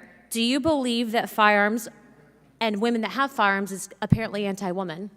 Yeah, so this has been something that's been raised several times in this hearing, this idea that guns don't protect women. Of course they do. And I personally take offense at having my natural right to self-defense mansplained to me by members of this body who come to work every day protected by armed men with guns, very much believing that those guns are keeping them safe. And I tend to agree with them that those guns are, in fact, a large component in keeping them safe. I would also point to the defensive gun use database that we run at Heritage. So many of those instances involve women who otherwise would have been at a physical and strength disadvantage, who were able to use essentially self-defense at a distance to take on and defend their rights in ways they otherwise would not have been able to. Thank you. My next question is for Mr. Bosco. Mr. Bosco, as I'm sure you may know, one of the leading causes of death in this country is obesity. Do you believe that we should place a ban on spoons? I don't think spoons should be regulated, but if they are regulated, it should be Congress that does it and not the FDA. Do you believe that somehow controlling someone's spoon access is going to prevent them from becoming obese? I don't believe that will make any difference, no. Well, I'm so glad you've clarified, because clearly in this instance, and actually, I'd like to follow up with one more question. For veterans that are disabled, would this law turn those veterans who have served their country, regardless of party affiliation, into criminals? So this law will place burdens on every American who owns them, and it won't allow people to own this product without following through the process. So will veterans not be able to use the product? They will have to register their firearms and go through a burdensome process of doing it. If a veteran is unaware that this has passed, would that turn that veteran into a criminal? Well, anyone who doesn't read where you can find all the regulations is not going to know about it, and they will be subject to a 10-year felony offense. So, and I don't know how many people read promulgation of regulation on their spare time. I know that a lot of us do here, but I can certainly tell you that there's a lot of gun owners in the United States that don't know anything about this. What the ATF has done with this administration, with the weaponization of this agency to take something that is basically done to aid people that are disabled and then make this about protecting children from a majority of members who have never experienced gun violence and or seen the direct outcome of what happens when bad people obtain guns, of which you will never be able to regulate, is not only an abuse of, I think, authority, but it's unconstitutional. I thank you for being here today, and Chairman, I yield my time. Thank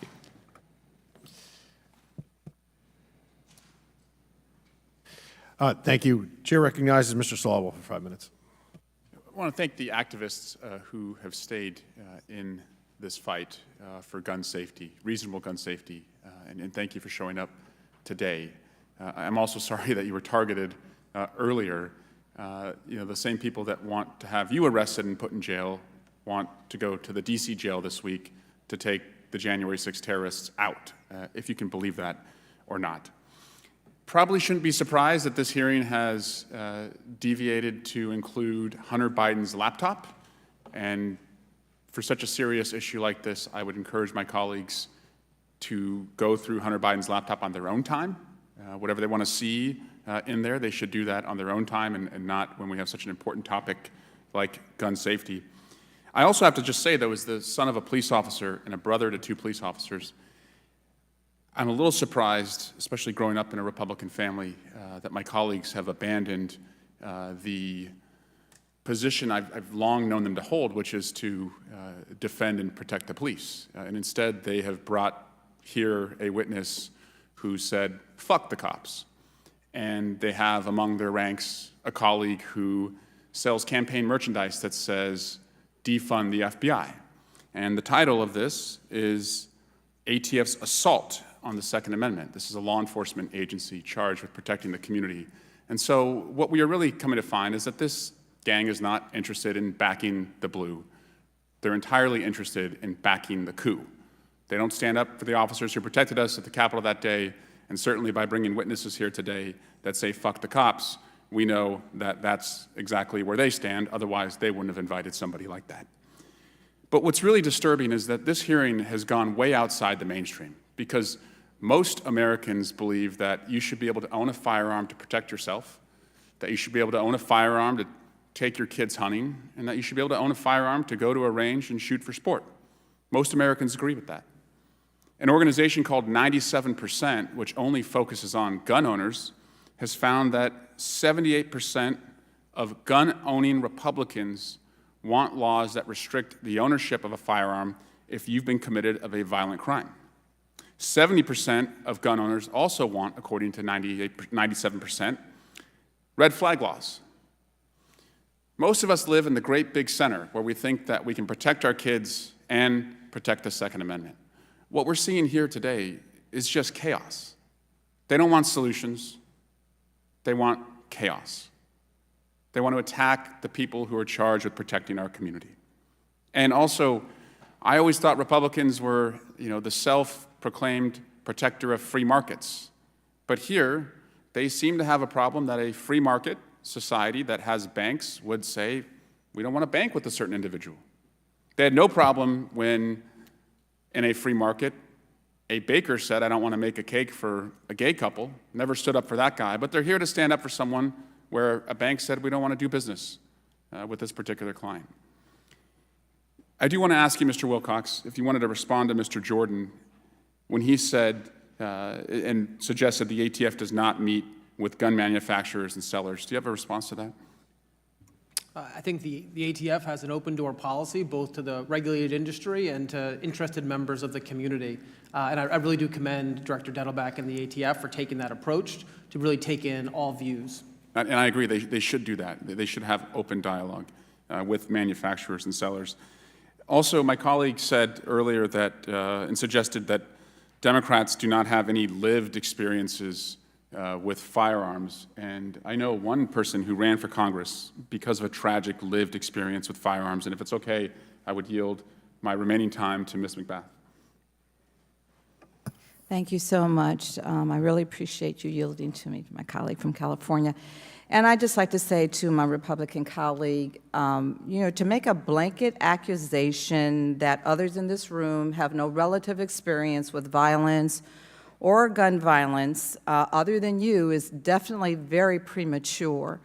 Since my son was murdered in 2012, I have spent every day, every hour, as many individuals in this room have, many of our experts, many of our survivors, many of the people that are sitting in this room working on this issue have far more, granted, probably have far more experience and relative knowledge about what it is going to take to change the culture of gun violence in this country. And we actively work on it every single day. So I really take offense to the language and to what you said, and I would hope that you would just think more candidly about the remarks that you make going forward, because as a survivor, I am very, very, I'll just say very disgusted by that remark. Thank you. Yield back. Chair recognizes Mr. Edwards. Thank you, Mr. Chair. To all of you, thanks for being with us this afternoon. Mr. Wilcox, we probably have gone through this, but I just need to clarify a couple of points to help me make a point. And this is irregardless of the fact that many of my colleagues and a couple of the witnesses have already made the point that the laws of this land should be made by Congress, not by any federal agency. So I'll skip through that. Did you testify that a pistol brace will not change the capacity of a firearm? I don't believe I was asked that question. All right. Will a pistol brace change the capacity of a firearm? What do you mean by capacity, sir? The number of rounds. No, sir. Will a pistol brace change the firing speed of a firearm? No, sir. Will a pistol brace, well, let me back up there just a minute. And so what I hear you saying is a pistol brace will not change the basic mechanisms of a firearm that makes it more dangerous. No, sir. I don't think that's precisely correct. Mr. Bosco, are you familiar with the Form 4473? I am. All right. Are you an FFL dealer? I am. Yeah, so am I. It's getting to be a smaller and smaller club. I'm glad we're here. On a Form 4473, there are basically two types of firearms referenced. Will you tell us what they are? One is other, the other one, well, there's pistol, rifle, and there's other, or receiver is what we call it. So, depending on the form, long gun, handgun. Which of those is typically more regulated by the states? Pistol. And so we saw a diagram that Mr. Fry had here a while ago of a long gun and then of a pistol that had been made into a long gun. Can you help me think through the rationale of why anyone would want to make a gun, or would want to prevent us from making a gun that looked like and behaved like one that was less regulated? Is there some logic there that you can see that I cannot? I've not seen much logic, with all due respect to everybody here, and I think the problem is that a lot of people really aren't informed about what is and is a pistol and what is and isn't a rifle. And frankly, it's very nuanced, so in their defense, it's hard to really understand all of this. So what I would say is that the product is a safety device. My colleague was talking about innovation for safety when it comes to vehicles, and that's what's helped vehicles be safer. Well, this is an innovation for safety for firearms. All it does is help you fire a large pistol more safely. It does nothing to change the lethality of the firearm. Mr. Cicilline as well showed the picture. It's a terrible thing that happened. But whether my product is on there or not changes nothing, and it hasn't changed anything for 10 years. All of a sudden now we're going to say that a pistol is a short-barreled rifle? It's not the way things are done. If they want to make that change, they can make that change through Congress. ATF should not be able to make and say that a firearm all of a sudden is something else. It's not the way it should work. Thank you. And so what I heard here is that a pistol brace does not change the firing capacity of a short gun, and a pistol brace makes a short gun, into a long gun, which is even less regulated, and that seems to defy logic. Thank you very much. Mr. Chair, I'd like to yield the rest of my time to Ms. Luna. I just want to correct for the record, as words matter, especially here in Washington, that I did not say I was the only person, but I am definitely the only person that has those listed experiences. So to take my words out of context, I'm not in the business of listening to if people are offended. I'm in the business into finding the facts, and the facts is that I have one job, and that is to uphold and defend the Constitution, and for people to try to take that and then use this position, clearly that, again, I will reiterate that we are focusing on a brace, not gun violence, and the rest of these topics and rabbit trails that they're going down. The point is that bad people will always obtain guns, and regulating the rights of law-abiding citizens to do other than that is not going to do anything but enable the bad guys. Chair recognizes Representative Frost. Thank you so much, Mr. Chair. You know, I'm glad to hear that my colleagues on the other side of the aisle, and I've heard it said time and time again, are very concerned about the overreach of government. And I want to give a suggestion. We should look at a state where government is very much overreaching, my state of Florida, where our Governor Ron DeSantis is abusing the power of the state to target people who disagree with him. And so if folks want to talk about government overreach, I suggest going to where it is the worst, in fascist Governor DeSantis. I'll also say this. We heard people talking about, folks talking about disabled veterans, which is an incredibly important issue to me, as my father and a lot of folks in my families are veterans that come from a military family. But I just want to state for the record, no disabled veteran group submitted public comment about the ATF rule as an issue. And when we reached out to these groups, they advised that they do not intend on taking that position. Mr. Wilcox, do you want to speculate why they're not wanting to comment on this? I'm reticent to speak for another organization, but I'd have to guess that it's because they don't see it as a disabled veterans issue. Okay, thank you. Mr. Wilcox, how many people did we lose last year due to gun violence? There was 48,830 people killed by guns in this country last year. I know we lose 100 lives a day due to gun violence. Hundreds are shot a day, and thousands survive shootings. Is that correct, Mr. Wilcox? That's right, and my numbers actually were for 2021, not For last year. Over time, is this problem getting worse, or is it getting better? Sadly and tragically, it is getting worse. The rate of gun deaths has increased 39% from 2012 to 2021. Does the premise of this hearing get us any closer to solving gun violence?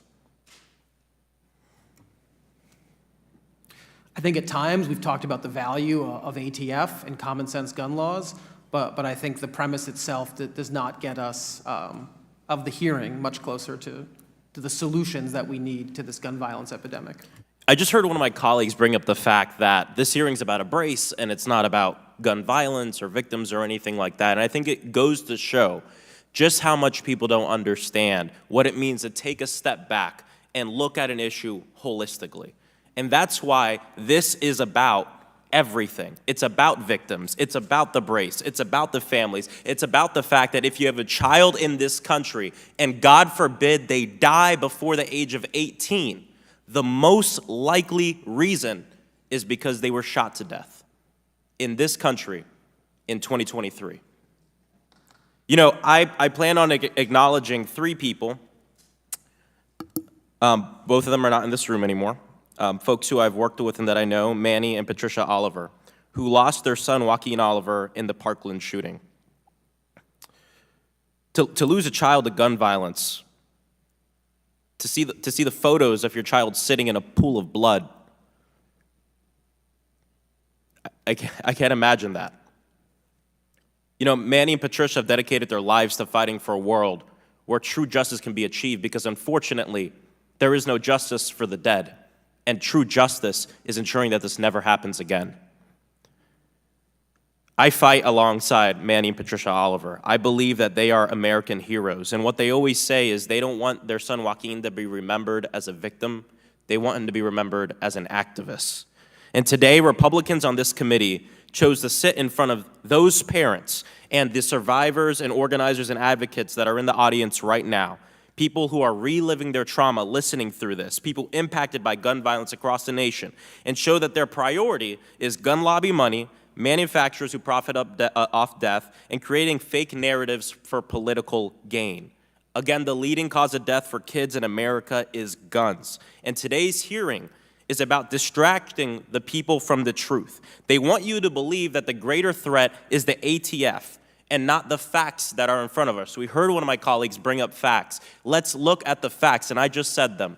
100 people a day. And I know it's easy to say a number and forget that behind every number, there's a human. There's a Joaquin Oliver. Enough is enough.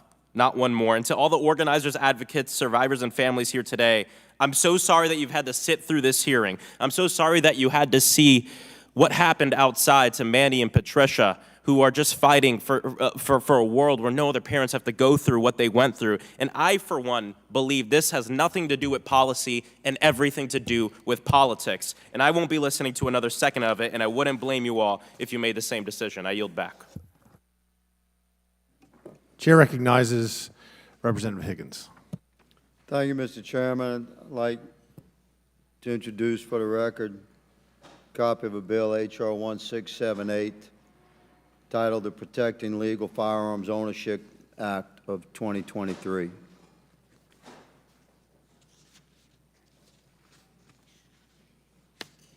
This bill was given to staff prior to the committee, Mr. Chairman.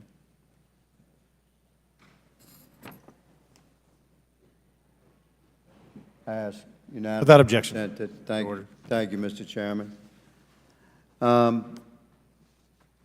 Mr. Chairman, evil is not born in the mechanisms of man, it's born in the heart of man. Been a lot of passionate discussion here today. Let's call it that. There's no such thing as gun violence, ladies and gentlemen. There's only human violence. It's intellectually unsound to assign an act of violence to a mechanism of man. So we are an assemblage of people, and sometimes it's quite inconvenient to my colleagues that lean left that we live in a representative republic and we are a constitutionalist nation. So the Constitution doesn't say a lot of things we wish it would, does say some things that others don't like, but it most certainly grants every free American the right to keep and bear arms. It says that right shall not be infringed. And we have a balance of power, Mr. Chairman, as the founders intended, between the executive branch, the legislative branch, and the judicial branch.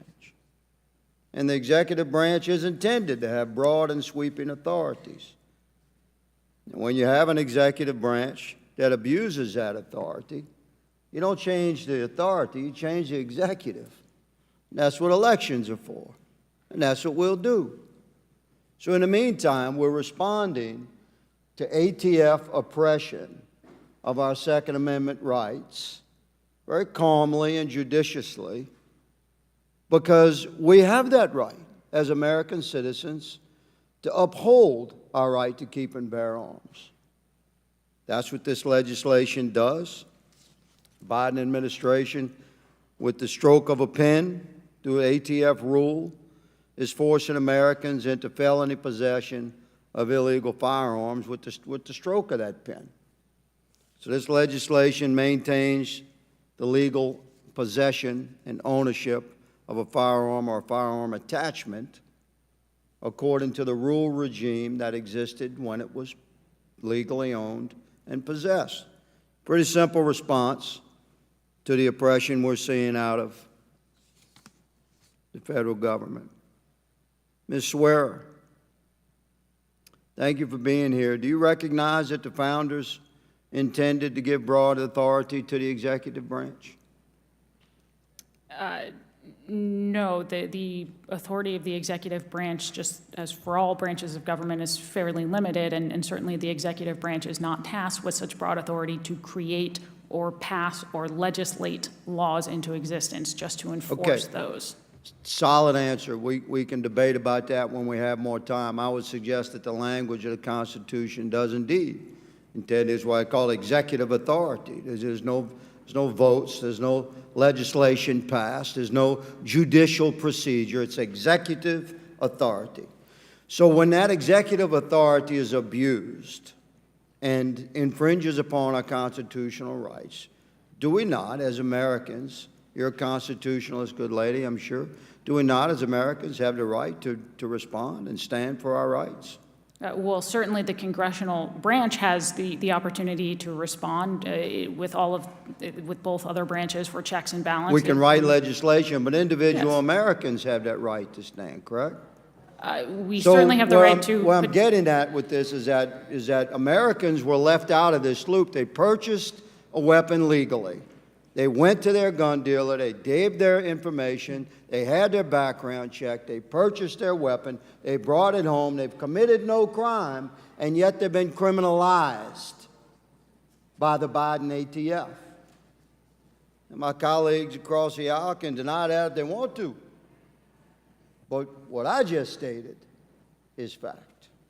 Mr. Chairman, I thank you for allowing me to participate in today's joint committee hearing, and I yield.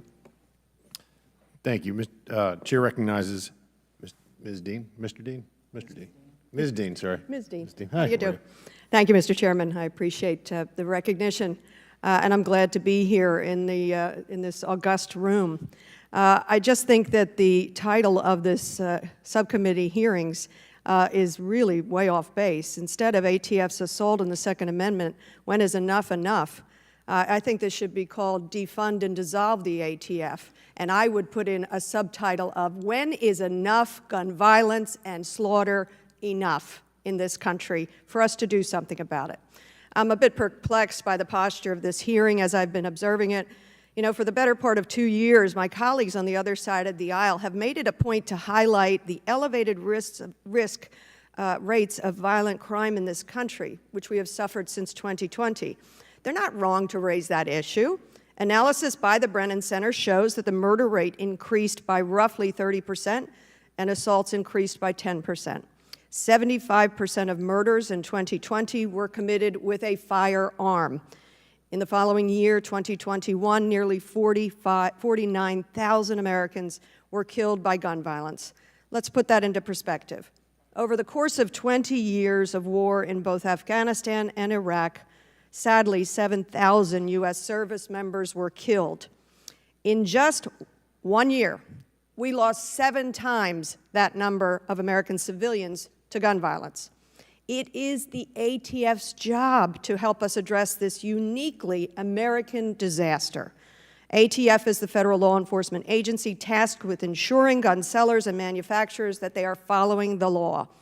And it is the agency tasked with investigating and preventing firearms trafficking. And it is the agency's responsibility for tracing firearms found at crime scenes. The ATF's job essentially is saving lives from gun violence. And yet, some of my Republican colleagues have introduced legislation to abolish or defund, doing both, this critical agency. I am dumbfounded. No one who is serious about stemming the scourge of violent crime would make such an appeal. Mr. Wilcox, if you would you, let's take a look at a couple things. We had the ATF in front of a caucus, and the director of the ATF told us that they are struggling because they are severely underfunded and therefore cannot efficiently do their job to protect American lives. Could you speak to that part of ATF's burden?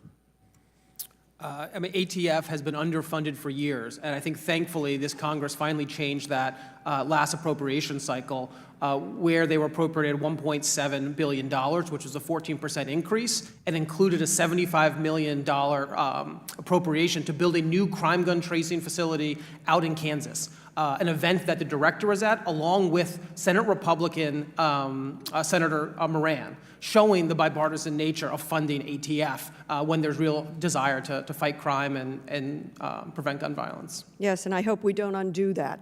Last year, ATF took action to reduce the prevalence of ghost guns, particularly difficult in my southeastern region of Pennsylvania, guns that lack a serial number and cannot be traced by law enforcement. Why are ghost guns a particular threat to our public safety? Look, ghost gun parts and the companies that sell them was a kind of money-making endeavor to get around the gun safety laws and create a product that was untraceable, perfectly designed for gun traffickers or those who wish to avoid a background check or detection. It makes law enforcement's job incredibly difficult because when a ghost gun is recovered at a crime scene, you can't tell who made it, who sold it, who first purchased it, and so the trail can run dry in an investigation right off the bat, and you can't actually identify the gun trafficking channels that are funneling guns into our cities. I thank you for that. Again, this was about ATF's assault on the Second Amendment. I wonder if any of the panelists, do you represent the ATF? Anybody here on behalf of the ATF? I find it strange that we would have such a hearing about ATF's alleged assault on the Second Amendment without bothering to ask. Will the gentlelady yield? No, I won't. Thank you. Without bothering to ask ATF. With that, I yield the remainder of my time. To Mr. Biggs? No, okay. Chair recognizes Mr. Roy. Thank my colleague from Texas, and I would simply note, and I just came from another hearing, I know we've got votes coming on the floor, the extraordinary concern that we have with bureaucrats making law, right? I mean, that's at the crux of this. We can talk about guns, we can talk about putting bad guys in jail, I'll do that in a minute. But at the crux of this is a bureaucrat making a unilateral decision to try to turn millions of Americans into felons, to advance a radical leftist agenda, which is clearly what is at play. And I wonder if, Ms. Swear, if you could comment, to the extent you already haven't, but just to reiterate, the extent to which the unilateral action by bureaucrats at an agency, at ATF, to do what Congress has not done, how that is clearly in violation of our separation of powers principles at play. So our Constitution, as you mentioned, is set up with separated powers. You have the executive branch whose job is to enforce the law, and you have Congress who passes laws because Congress is held accountable to the people. They are the ones who are elected. No official at the ATF is, or any other agency, is elected and held accountable through the democratic process. And you believe the ATF has abused its rulemaking authority here? Yes, and it has done so in a way that infringes on rights without the American people having a process by which to recall those appointees. And so therefore, is it your position that the rulemaking in question is in fact unconstitutional and unlawful? Yes, in several capacities. And therefore, though it being applied to American citizens would be unlawful and unconstitutional, and therefore Congress, in its duty in separation of powers, has an obligation to check that overrun executive branch. Would the gentlelady agree? I would, yes. Well, I appreciate that. And, I would note, I heard one of my Democratic colleagues earlier, complaining that if we were to go after individuals who are violent criminals, that somehow that would put more people in prison. Yes, that is in fact the goal and the objective of that effort, is if people are violating the law and they are violent and they are a danger to society, then yes, I want them to be in prison. And as a former federal prosecutor who prosecuted bad guys with guns under Project Safe Neighborhoods, a bipartisan effort to try to target criminals who are using guns to carry out violent acts and crime against the American people, yes, I put bad guys in jail. And I'm glad. I'm glad. I hope we can put more bad guys in jail. But I don't want to put law-abiding citizens in jail who are exercising their Second Amendment rights and being able to defend themselves in their communities. And yet, that's what we're having an executive branch bureaucrat unilaterally decide to do. This should send shivers down the spine of all members of Article 2. And look, I don't view this through the lens of it being a Democratic administration. I didn't like it when the Trump administration was doing stuff like this. Whether it was the bump stock ban, I didn't like that either. But my colleagues on the other side of the aisle no doubt loved that because they loved the policy outcome. I thought that was bad. I thought it was bad that you go down the road of using executive power with respect to building a wall, which I support. I do support building a wall. But I don't support unending use of emergency powers to carry out that kind of executive action. And I introduced legislation in the previous administration to address that.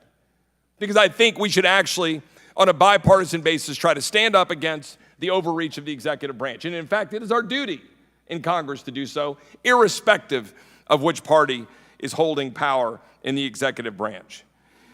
I would only ask one last question to Mr. Bosco.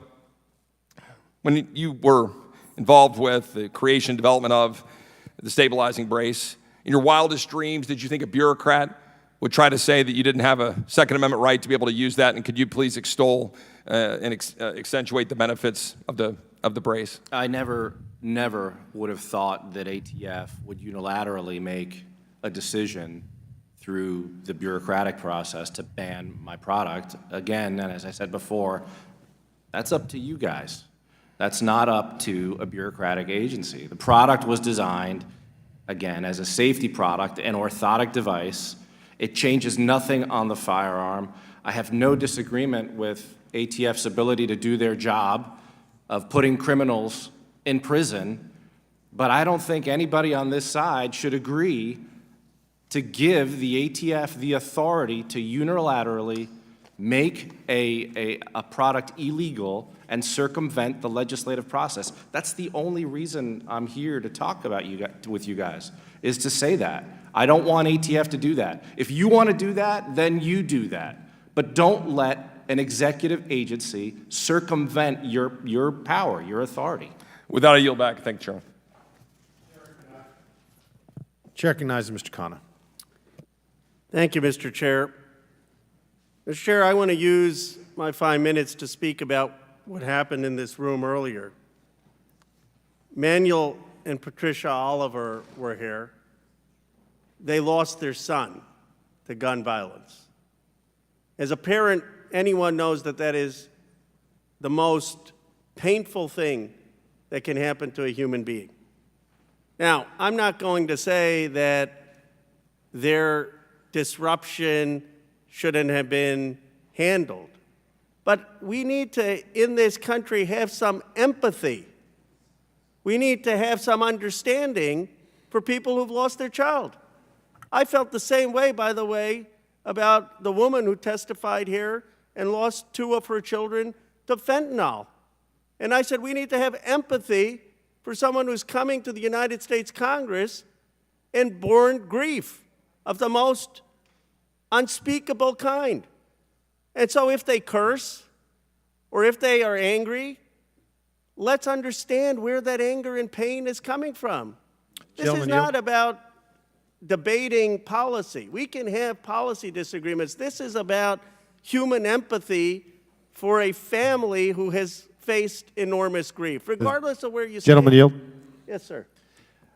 How in the world do I know? I didn't know that woman.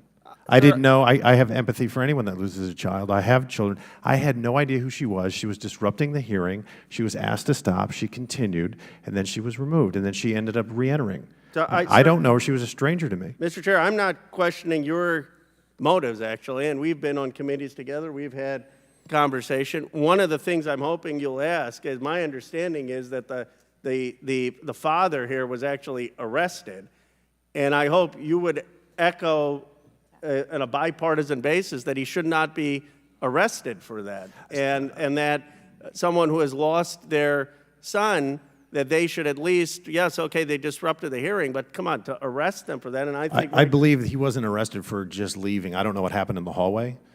He might have been resisting. I don't know. I can't speak to that. Well, they weren't arrested. We did not request their arrest. We just requested their removal. Well, I think what happened in the hallway, I can't speak to. You know, I think what would be helpful, Mr. Chairman, and I know Chairman Gallagher did this in protests in the China Committee, is if you would consider making a statement that given their grief and given what they've been through, that they should not be arrested. I mean, we can look at the circumstances. I can't imagine they did something that was not simply based on human emotion for losing their child. And I guess this is my broader point, Mr. Chairman, is this.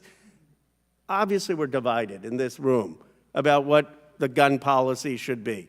You know, all the Democrats believe we need more regulations. The Republicans are saying, no, we don't need those regulations. And this is divided. The country is divided. And I acknowledge that division. And I'm not saying, okay, one side has the full monopoly on the truth. We're a divided nation on issue after issue.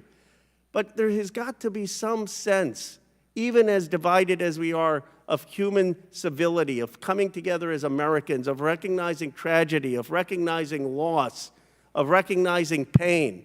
You know, the way this committee came together, frankly, when the ranking member, Raskin, had issues, and the committee came together. Can't we come together as people in a human way of tragedy, regardless of our view on guns? That's all I'm asking from this committee and from you, Mr. Chair, and to acknowledge that people who are here, many of them have suffered unbearable loss. And even if you believe, even if you're a gun rights, total Second Amendment believer, I know people understand the pain. And they probably understand why those individuals want stronger gun laws, even if they disagree with that. Let's acknowledge that pain. Let's respect that pain. Let's respect the anger and anxiety out there, and let's do that in a bipartisan Will basis. the gentleman yield? Will the gentleman yield for a second? Thanks, Mr. Khan, and I do appreciate that because we've worked together on a lot of things. We have a lot of agreement on a lot of issues, and I'll speak for myself. I do have empathy for people who have had an unspeakable loss. I don't think either one of us knew who either of those people were, but I will tell you that the gentleman has a history of disrupting and being arrested. He was arrested at President Biden's event for the same conduct. And I don't know why he was arrested ultimately, Mr. Khanna, but I mean, we can empathize, but we also have to understand that does not give license to pursue that type of conduct. And I yield back to you, Mr. Khanna. Gentleman's time has expired. Chair recognizes Mr. Longworthy. Well, thank you very much, Mr. Chairman, and I'd like to thank all of our witnesses for being here today to discuss the crucial need to uphold the Second Amendment. And I know our witnesses today and many of my colleagues will agree that the right to bear arms is one that we must do everything in our power to uphold and to defend for the American people that elected us. Now, Mr. Laverzeri, are you at all familiar with the ATF's Form 4473, the firearms transaction record? Yes, sir. Can you explain the evolution of this document? So this began in the Gun Control Act, right, which is what established federal firearms licensees to begin with. And originally this document, you'd effectively just attest that you were non-prohibited. Of course, over time, what makes an individual prohibited has expanded rapidly. But for right now, I guess your question is what do you include on the document? So personal identifying information, name, address, a proof of a piece of ID, and then the firearms that are to be transferred. Okay.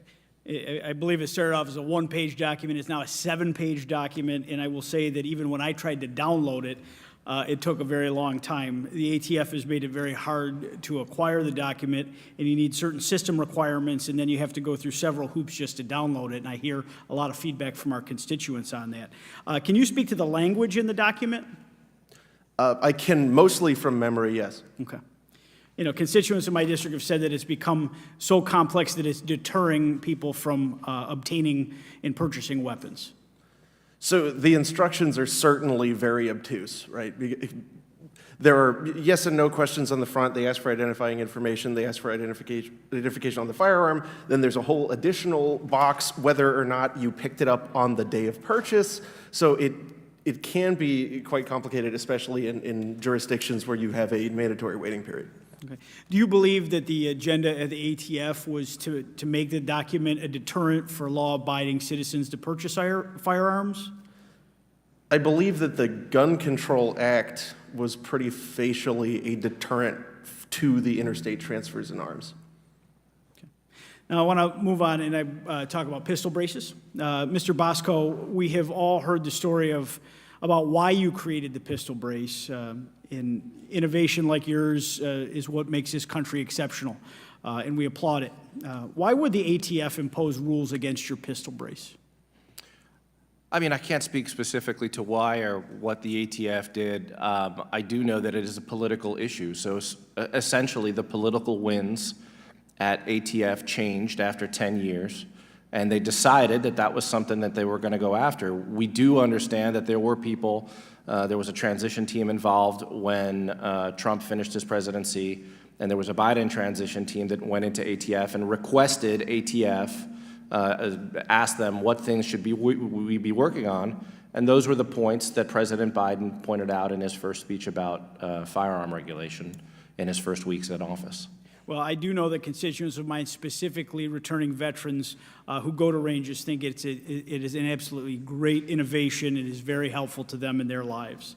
And lastly, Ms. Swearer, do you think that the recent ATF rules that are allegedly meant to deter crime might be leading Americans to obtain weapons in illegal fashion?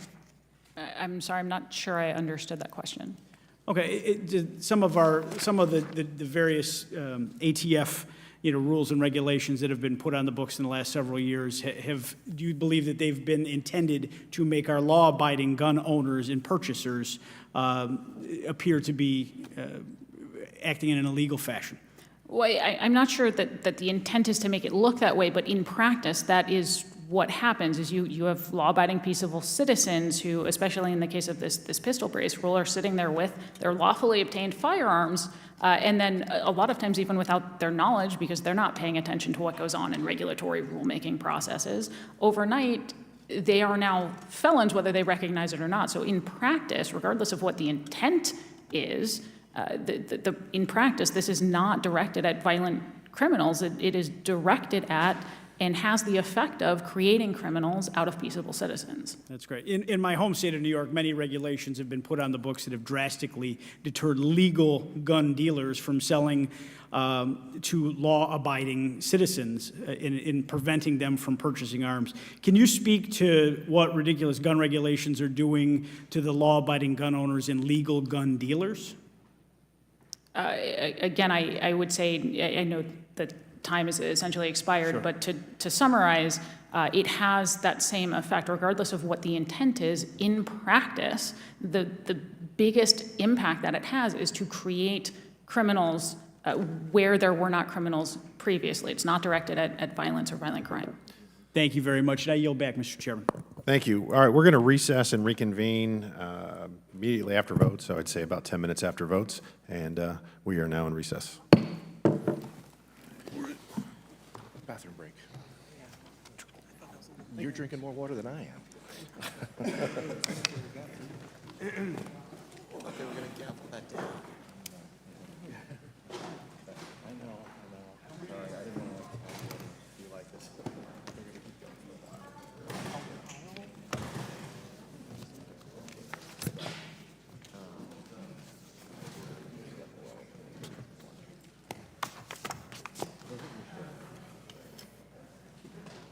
Makes sense?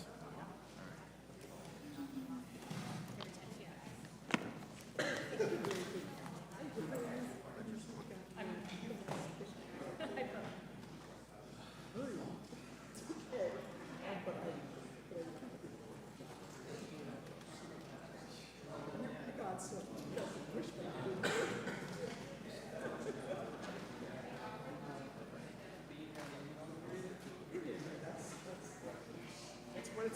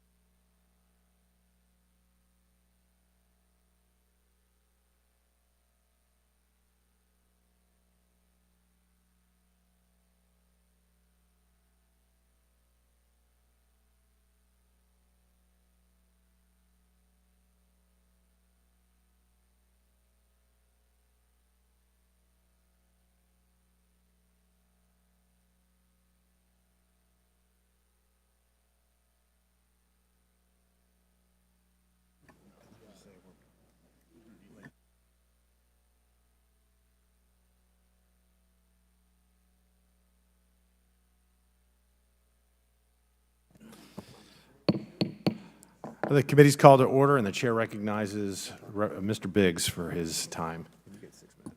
Thank you, Mr. Chairman. I thank the witnesses for being here today. All of you, and even though I disagree with Mr. Wilcox on many things, we've encountered each other before in other hearings, so I appreciate you being here as well, and I appreciate all of you and your testimony. Passionate and thoughtful.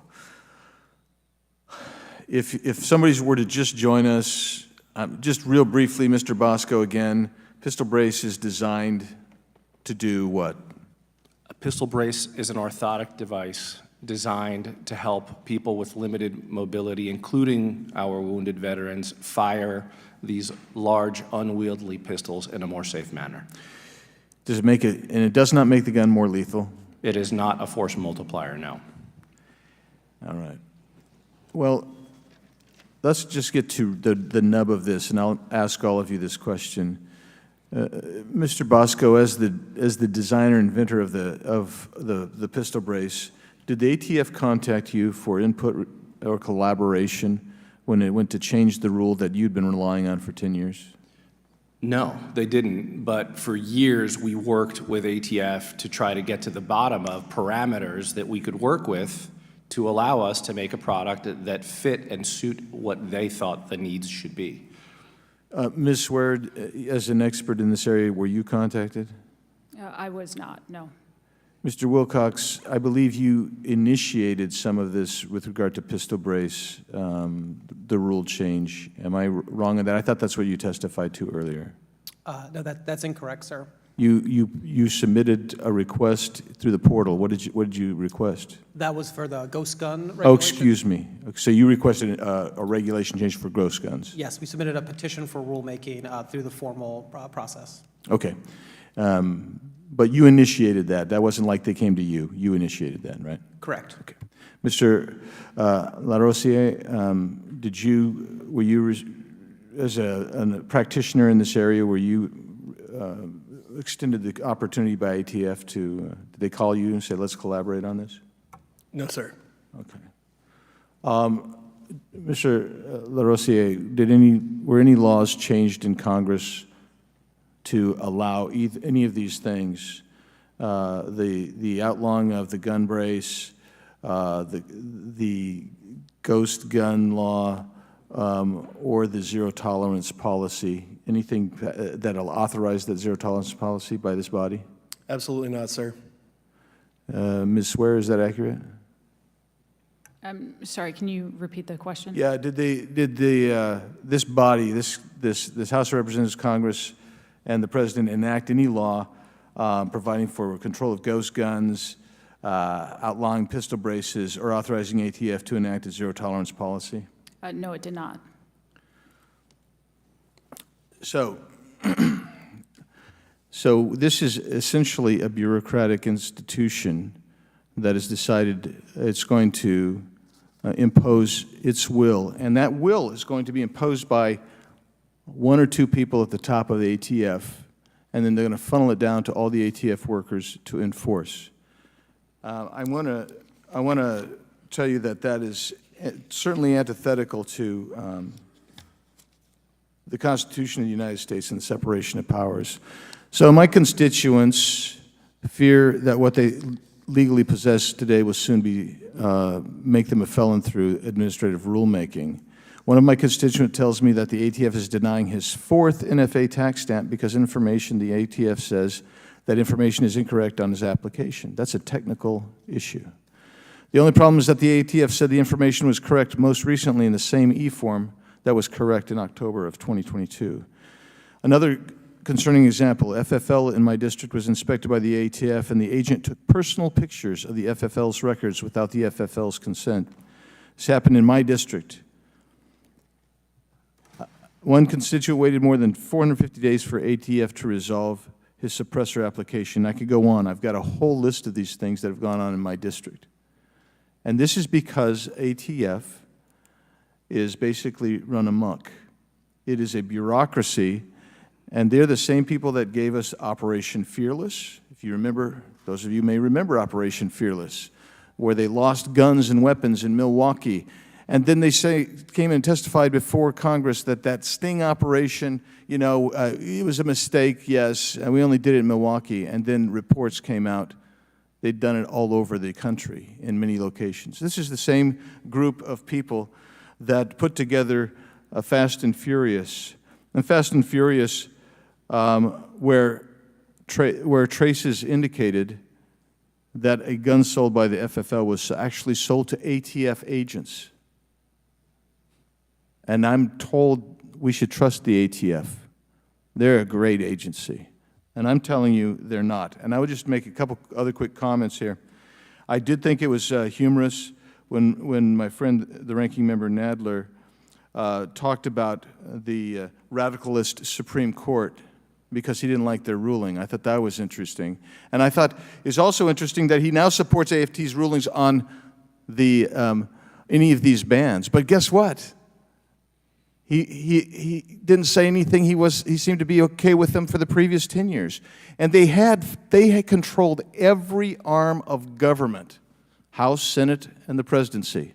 And they could have made all these changes through the appropriate mechanism, which is to introduce legislation, vote on it, debate on it, and if it passes, send it to the president. Couldn't get it done.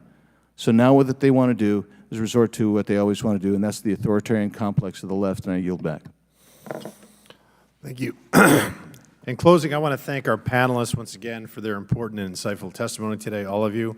Apologize for what happened earlier. And, listen, we have rules for the way members, witnesses, and the public conduct themselves. And regardless of their reasoning, and there's no way anybody up here can be a mind reader otherwise, I wouldn't do anything different and won't.